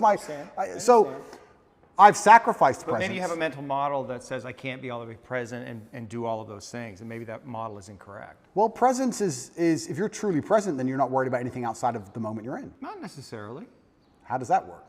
I'm interested in. Yeah, I mean, because the presence, right? You can let your consciousness go out, right? And you can be aware of everything, right? I'm perspicacious is one of my favorite words. I am aware of what's happening. Yeah.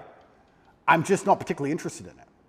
So I will sit at a table where everyone's having a conversation, and I'll sit on my laptop, and I'll chime up once every hour. I hear every word. I've analyzed every word. I know who's right. I know who's wrong. I know what I could have said. I know whose brain I could have changed, what mind I could have affected. I've already considered if it's worth doing, but I'd rather do my work, and I'll ignore it all until I pop up and say 3 words and control the entire conversation and go back to my laptop. Yeah. I'm aware of everything. I'm just not particularly present because I feel like I've built a life which is so large that it's hard for me to be present in the moment. I'm present with my children for an hour or two, and then it's like, okay, back to work. Right. So, was your father present with you? No. But I don't think. But then this again. I'm just saying, as a psychotherapist, when somebody said that, you said that he wasn't present with you. That must have been. That didn't bother me at all. It didn't bother you? No. He had things to do. He's a full-grown man. I mean, we could talk about the haircut tweet, but I didn't understand, your history, that you were raised by a single mother. Your father wasn't around. Yeah. So you see him once a year. About that, yeah. When we lived in America up to the age of 11, I saw him more often, once or twice a month maybe, and then. When did they split? I was 10 when they left. But I always understood he's very busy and has a lot to do. So I never. Can you see how the boy might interpret that as my father doesn't care about me? No. You can see how, I understand you sitting here right now, but you understand like a little boy. I think a little boy might think, where's daddy? I want daddy. I'm here alone with mom. And he might be right, because some fathers may not care. But my father did care. Right. He was just very busy. But it must have been confusing for you. No. Not for the little boy? No. Like bring. I'm being honest. I'm being honest. It wasn't. Okay. I never or you cut off, or those feelings were so painful, overwhelming, you cut off from them so quickly and then created this mindset to deal with. I never for a second felt like he didn't care about me, ever. I never felt that. It didn't cross my mind. Consciously. Consciously. But is it possible that unconsciously you might have a different belief? And that on some level, some of what you're doing in the world is motivated by that, like wanting to win the love of your father? I think that is semi-true, but I'll tell you, I think that's fine. No. That's semi-true. That's semi-true because I believe I have a duty to my ancestors. I don't think it's coming from a place of I'm broken trying to fix myself. I think I have the last name Tate. It was bestowed upon me, and I have responsibilities to live up to the last name Tate. Yeah. I do believe I have a duty to my ancestors. So is that trying to win the love of my father? Perhaps. I never felt unloved by my father, ever. In fact, I would argue I had the best father on earth. I never felt like I was owed all of his time. It was very clear to me at a young age that he's extremely busy and extremely important, and that I can earn his time, or that I can't have as much of it as I want. You have to earn his time? Yeah, that was absolutely. A son should have to earn his father's time? Yeah, why not? Because he's a boy. True. And so the father's love should be, at least for a boy, unconditional in some way. Love and time are not necessarily the same thing. Okay. If I told my father, I want to play chess, I want you to teach me chess, he could find 2 hours. If I said to Dad, I want to play video games, or let's watch TV together, he'd say, no, son, I have things to do. Right. So to a degree, I'd earn his time. Yeah. His time was valuable and it could not be wasted. Yeah. I feel like I have a duty to my ancestors. I don't feel like, and when I'm in jail, I feel like I can't disappoint him, and I feel like I do good for the world. I don't think this is me being some kind of broken secret. This is where we're going to disagree. You're going to think I'm some broken child inside or something. Okay, well, the inner child, I'm guessing. But well, yes, inner child. Okay, yeah. I don't think it's anything to do with that. Inner child? I think it's duty. I think I have duty and I have honor. Yeah, I understand you have duty as a man, but that doesn't mean the inner child is not there. And I guess that's if the inner child has been disowned in some way, or his feelings have been relegated to the unconscious, like that's impacting you, that's affecting you. And knowing what those feelings are and how they impacted you, I think would be important information for you. But I was never sad. I can't say I had a hard childhood. I can't say I was sad. I can't say I wish he was different. Once again, let me psychoanalyze myself. Yeah. Once again, this might be rationale. I might be rationalizing. Yes. I might say, well, whatever happened made me the person I am today, and I love who I am today, so I'm glad it was the way it was. Perhaps. But once again, I think that puts me in the correct mental framework to be as capable as possible. I'm not going to sit here and say, I wish my dad did something else. What's the point? That's asinine. Both things can be true, though. I wanted to see my father more. I wish he was there, and he wasn't. And now I'm here, and I'm going to make the best of it. And this is the result of that. And I've turned myself into this beast because of it. I mean, you made the most of the situation, but that doesn't discount the place where you may have wanted more from him. You may have wanted more love, more connection, just more time. I think my father did the best he knew how to do, and second, he did exactly what was necessary to make me the person I am today. Would it be okay for you to be angry with your father? No, absolutely not. Why It's not? disrespectful. Why not? Why? Because he's my father. But I'm not saying that you would have to confront him. I mean, obviously he's not here, but it's just like... that's selfish. But if it's just a feeling, right? If it's just a feeling that wants to come... It's ungratefulness. Well, you're judging the feeling. Yeah, I am. Yeah. For me to sit and say to the man who made me the man I am today, who I, once again, never felt unloved by, who tried his very best to raise me, who sacrificed for me to exist, who gave me my last name, who bestowed upon me the honors and principles and morals I live by today, for me to be angry at him because he was busy some days would be brutally ungrateful. No, I'm not allowed. No, I'm not allowed. I'm not allowed that feeling. It's ungrateful. I refuse to accept it. I refuse to feel it. I truly believe I had the best father on earth. I truly believe it. I don't believe, even now, if I have sons, I don't talk about what children I have publicly, if I have sons or when I have sons or my sons I have, whichever one it is, they will get my time, sure. They will get my dedication, absolutely. But I have expectations of them because of their last name. And they're going to have my time while we're working towards something fantastic. I'm not going to just sit around with my kids just for hours because they just deserve it. There's no participation trophies in the Tate household. Right. And time is a trophy, and it must be earned, like everything else in life. So I'm not going to sit and have sons and go, well, he's my son, so we're just going to all day do fucking nothing. No, we're going to all day do something important. For sure. Or I'm going to go do something important. And he can sit around and do nothing by himself. For sure, but you can also imagine if you had sons and you saw them once a year, that would have an impact on them. Like, how would you feel about that if you had sons and you only saw them once a year? I think I'd miss them, of course. They'd miss me. I bet your dad missed you. Oh, completely, absolutely. I bet he was sad there. Oh, completely. And I wonder if he had self-judgment about it. I wonder if he questioned himself. Well, I think as a man... Because would you do that? Well, as a man, you have to make a choice. And I think it used to be more binary than it is today because of the nature of money and empire and how things work. But as a man, you have to make a choice. You either go to war and come back with stories, or you sit at home all day and be a second mother, and then you're not a man. You have to find the balance between the two, right? Yeah. My father was away a lot, but he wasn't away a lot because he was doing nothing, right? So if you have a soldier as a father, okay, he's not there, but he's doing something. He's coming back with a story. And I think that was typical in a lot of households for a very long time. Maybe it's changed a little bit in modern times. But typically the man went away, did whatever he had to do, and then came back with a story or a hunt or whatever. For sure. So that's how I saw my father living his life. And that's how I want to live my life. Mm-hmm.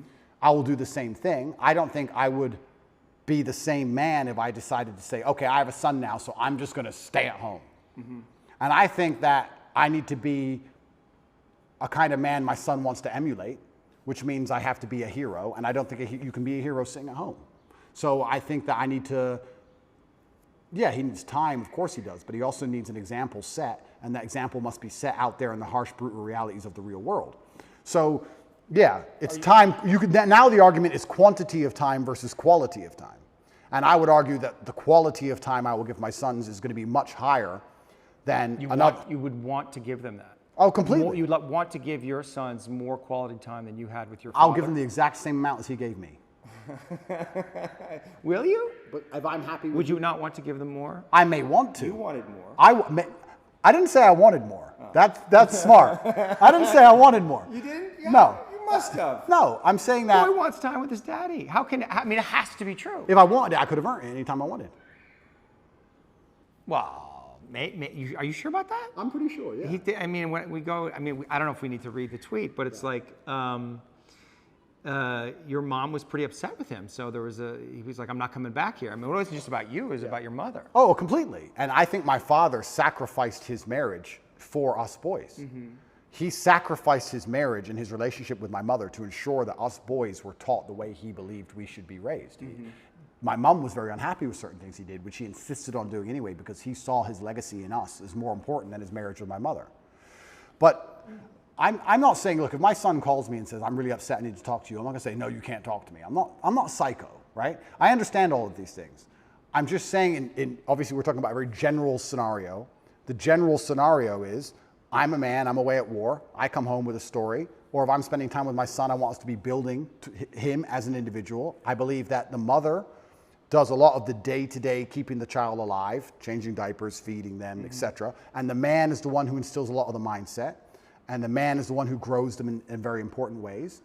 And I think to do that, I need to be a man of genuine capability. And I would argue that the 2 hours a month or 2 hours a week or whatever I spent with my father, him being the man he was worth more than the 200 hours a month that most men spend with their fathers. That's why I am the man I am. Yeah. So there'll be some fathers who sit and say, I could never do that to my son. Well, what can you do? You can go do fucking basically nothing with your life, pay your taxes, come home, be bitched at by your wife, be quiet about it, and be with your son all the time. Sure, you win in quantity of time, but who you are as a man and what the lessons you can really teach, you lose in quality of time. So I believe my father was such a fantastic figure that it's the quality of his time that made up for the quantity, and the only way to do that is to go out in the world and be fantastic. And we can actually extrapolate this out to other things.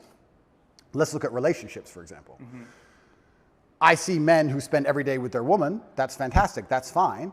That's how he elicits her love and her attention. Are you rationalizing? I'm completely.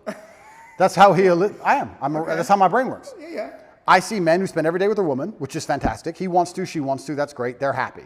She feels loved and she feels respected and she's glad she has all of his time. When you reach a certain quality of man, a certain level of man in terms of competence, a certain echelon, I don't have to spend all day with a woman. I can see a woman 1 hour a month and she'll be loyal to me because I'm me. Right. Because the quality of who I am and the quality of my time outweighs the quantity which can be offered by a lesser being. Yeah. So you can put this in nearly any dynamic. You can put it in a romantic relationship and also in a family dynamic. Once you reach a certain level of competence, once you're at the highest echelons of human achievement, your time is by extension more valuable and it extrapolates out. An hour with the president is worth more than 100 hours with a guy at McDonald's. It's the same. So I think my father raised me by not being there. He raised me by being out there and doing so many fantastic things and being such a fantastic individual that I understood I had a duty to him and a duty to my last name, and I can't be his son and not be fantastic. So I think he raised me in absence. That's what I think he did. You're proud of yourself that you got there. You won that one. But I think he did. That's good. No, that's actually a fair argument. That would be the argument about God's will. That was God's will. Correct. Yeah. And so I have to surrender to it, and this is what it is, and my task is to deal with it. And maybe there are feelings you have about it that you don't fully understand, but that's okay. Yeah. You know, you're here now, and you're doing your thing, and you're living your life, and it's all good. Yeah. So let me ask you, and maybe this will be the last question. I can go forever, my friend, so you tell me. We'll see. And the reason I wanted to talk to you is because I genuinely did want to learn about myself. Yeah, I know. And I do like discussing these things, and like I said, I'm being as vulnerable as I can be. If you feel like I'm shielding, I'm truly not trying to.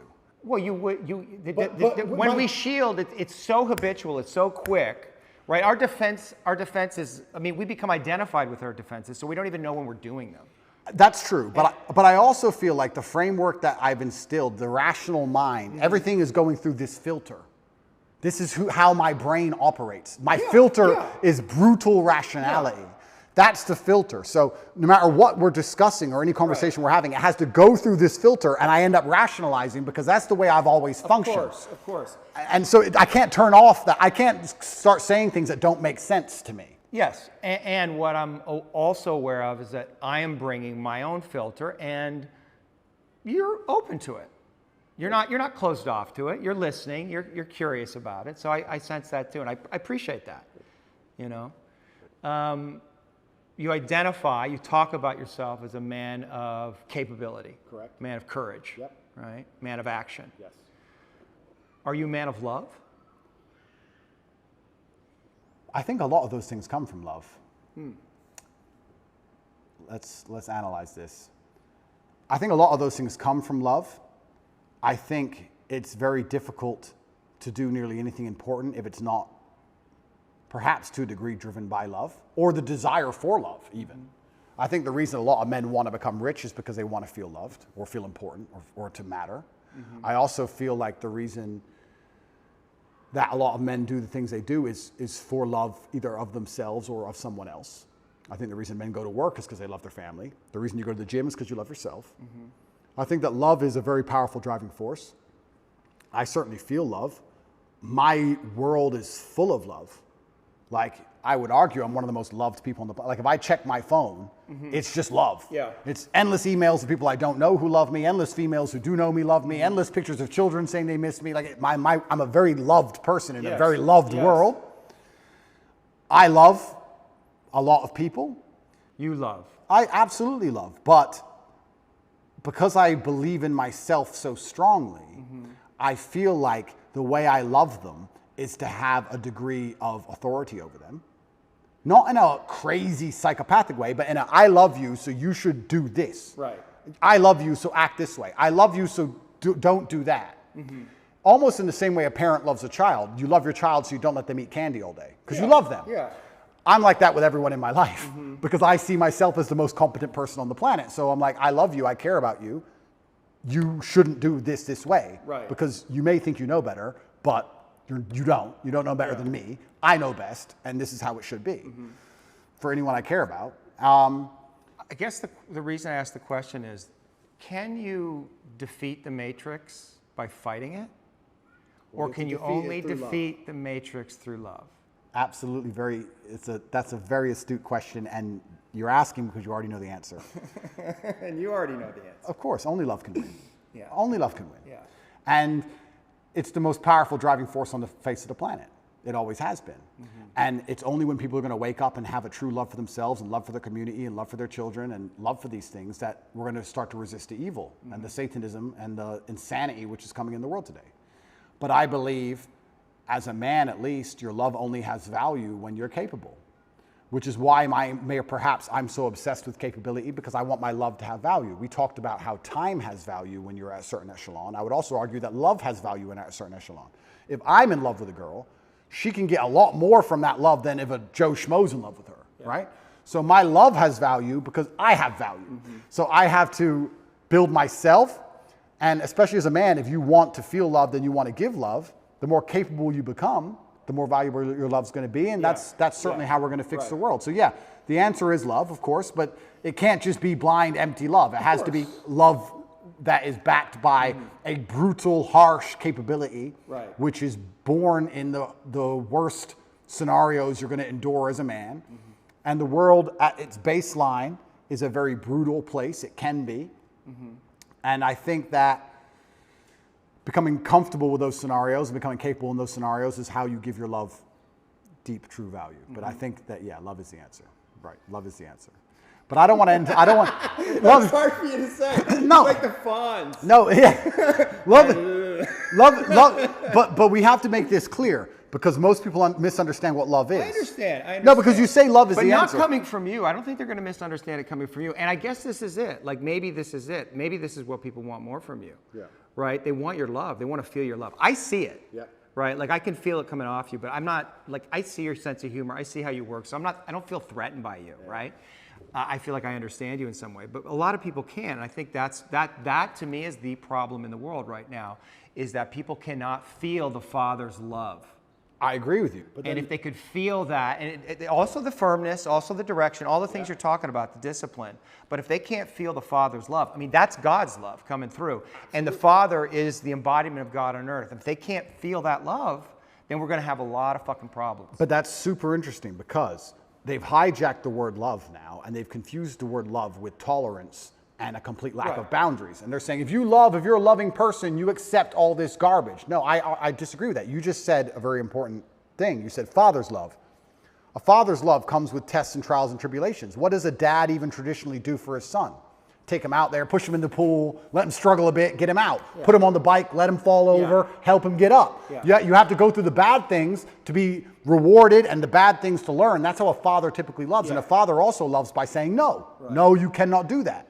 So you nailed it by how society needs a father's love. Completely true. And society has actually hijacked the word love and tried to convince you that you don't need the father's love. Perhaps you need this unconditional love, which is more like a mother's love, if you want to gender it, perhaps. Yeah. So it's unconditional. You can act without honor, you can act without courage, you can act without discipline, and you'll be loved anyway just because you exist. I don't believe that for myself. I believe if I remove all of my morality, I will not just be loved by default, not by my family, not by God, not by society. I don't believe that. And the people who do believe that, who think I should be loved just for existing, regardless of how I act and what I think, those are some of the most evil people on the planet. I truly believe. And they're also some of the most unsuccessful and unspectacular. And they're the people who are out here genuinely trying to change society in a direction which has never been tested, which I believe is going to lead down to the depths of hell, truly. I think it's evil.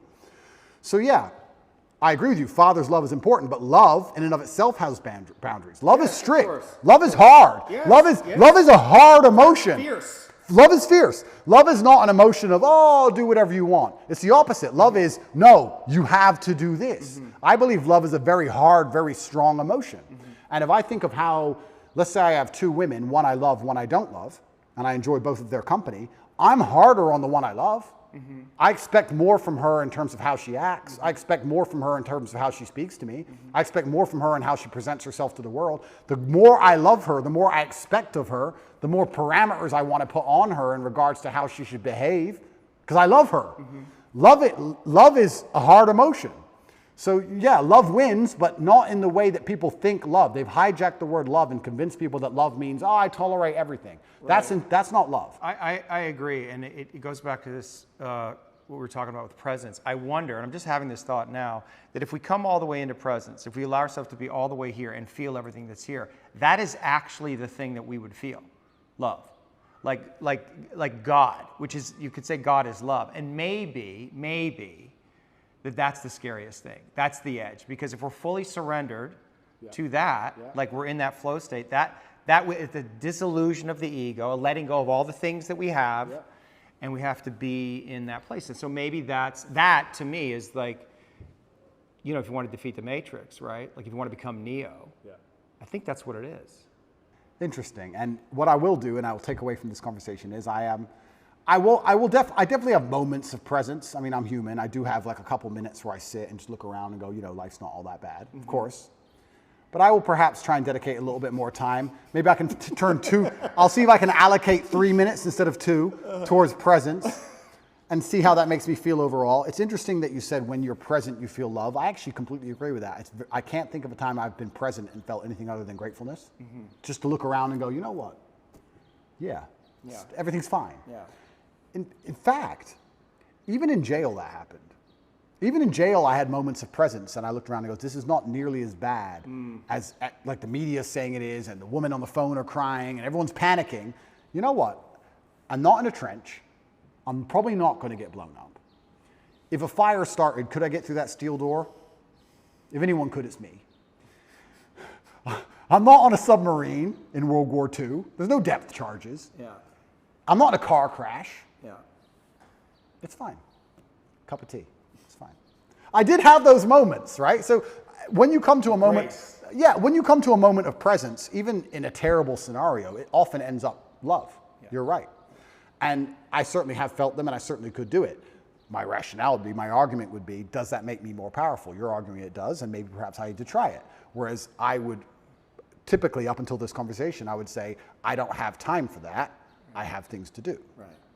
So that's where it all comes down to. And then it comes down to, like I said earlier, am I here as a human to enjoy my experience as a human and enjoy being in this vessel and have as much fun as possible and be as present as possible? Or am I here to make the biggest impact I can possibly make and build a legacy? And of course, probably like most things in life, the answer is somewhere in between the two. It's probably some balance. Perhaps I'm slightly out of balance, and that's why I am living the life I am. But I'm not unhappy with it. And if I was unhappy with it, it wouldn't change anything. But I actually do consider myself, I do genuinely consider myself one of, because I put no importance on emotion. And when I say that, I try and make people understand that when I say no importance, it doesn't affect how I act. So I don't see the point in talking about it, or I don't see the point in even acknowledging it, because it doesn't affect what I'm going to do for the day. So who cares, right? It doesn't matter if it's sunny or raining. If you're going to go to work, you're going to go to work. So why talk about the weather? So I don't put any importance on emotion. But I would actually call myself one of the happiest people on earth, not because I'm particularly happy, but because I'm just never sad. So if it's never dark, it must be light. If it's never cold, it must be hot. So when I will say I'm one of the happiest people on earth, and people think, oh, he's happy all the time. No, I'm just never sad. Never. So if you're never sad, you're always happy. Another thing I'll actually argue, not getting out of this early, not getting out of this easy. I thought I got away with a win there. I would actually argue that... Why are you arguing? What are you arguing? Because maybe you won't disagree with me. Okay, I would also like to, I will just explain when we're talking about how I've built my mental model and how I rationalize everything, one of the things I've done when I rationalize is I've changed the boundary of what I believe happy to be. So let's say happiness is this line on this table, right? Most people, this is the full spectrum of human emotion. This is absolute distraught because your parents just died. And this is extremely happy and giddish and you're laughing and jumping around like a child for whatever reason. Most people would probably put happy somewhere up here near the top. Whereas I've just changed that bar. And I've just said, unless I'm truly distraught, unless I'm actually at the point where I can barely speak, let's move happiness down to here. Unless I'm truly distraught and something really bad's happened to me, I've already passed the threshold and I'm just a different level of happy. Now, the more I talk to you, the more I realize that a lot of what I've done are just simply semantic tricks. They're language tricks. I've changed language tricks. If I'm not absolutely distraught, I am some version of happy. Therefore, I'm the happiest man on earth because I'm always some level of happy. It's semantic tricks, but if it works, I mean, it could be a cheap language trick, but if the cheap language trick works, then it's more than a cheap language trick. So I've also changed what I believe happy to be. I think that there's probably 5 or 6 times in your adult life you're going to be unhappy, and the rest of the time you're just a different level of happy. Maybe less happy, more happy, but you're all at some point of happy. If you can speak, you're happy enough, because when you're truly upset, you can't even talk. That's what I believe. Is that enough? Is that all I have to say?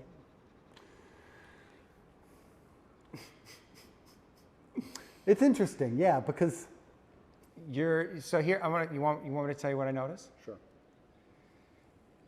It is hard for you to stay present.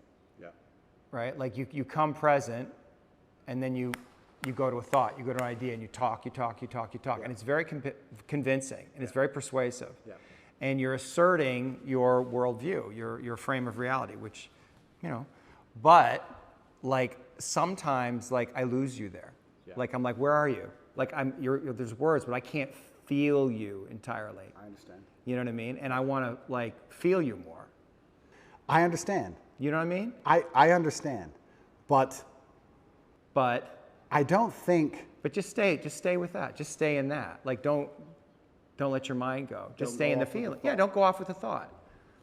So what am I feeling right now? But just stay with me. Okay. Just stay with me and be present in the experience with no words and see what happens. Sure. Like something will change in how we relate to each other. Something will soften. Like if you let yourself soften and just be with me. Right? Which is kind of a weird experience for 2 men to have. Right? But it's actually what children long for with their father. It's actually what we long for is deeper levels of connection. You just let yourself be here with me and just see what happens. But then what are we going to talk about? We don't have to talk about anything. Doesn't it feel good to feel another man? Like just to feel the strength, like without the words, without that layer of thought and dialogue and discussion? Come back. I'm thinking. Come back. But Don't think. But I have to. You don't have to. Just be here. This is the place you get to when you're fighting. It feels good. It's true, but Doesn't it feel good? Yes, but there's an action involved. Like I can feel everything about the person I'm fighting, whether it's good or bad. And I can feel if I've hurt them or not. Feel me. I don't get to punch you, my friend. It's been good fun, and I feel like I've learned some things, and I feel like we need to do it again. Absolutely. Yeah, that was fun. I appreciate you, man. Thank you, bro. Yeah. Thank you.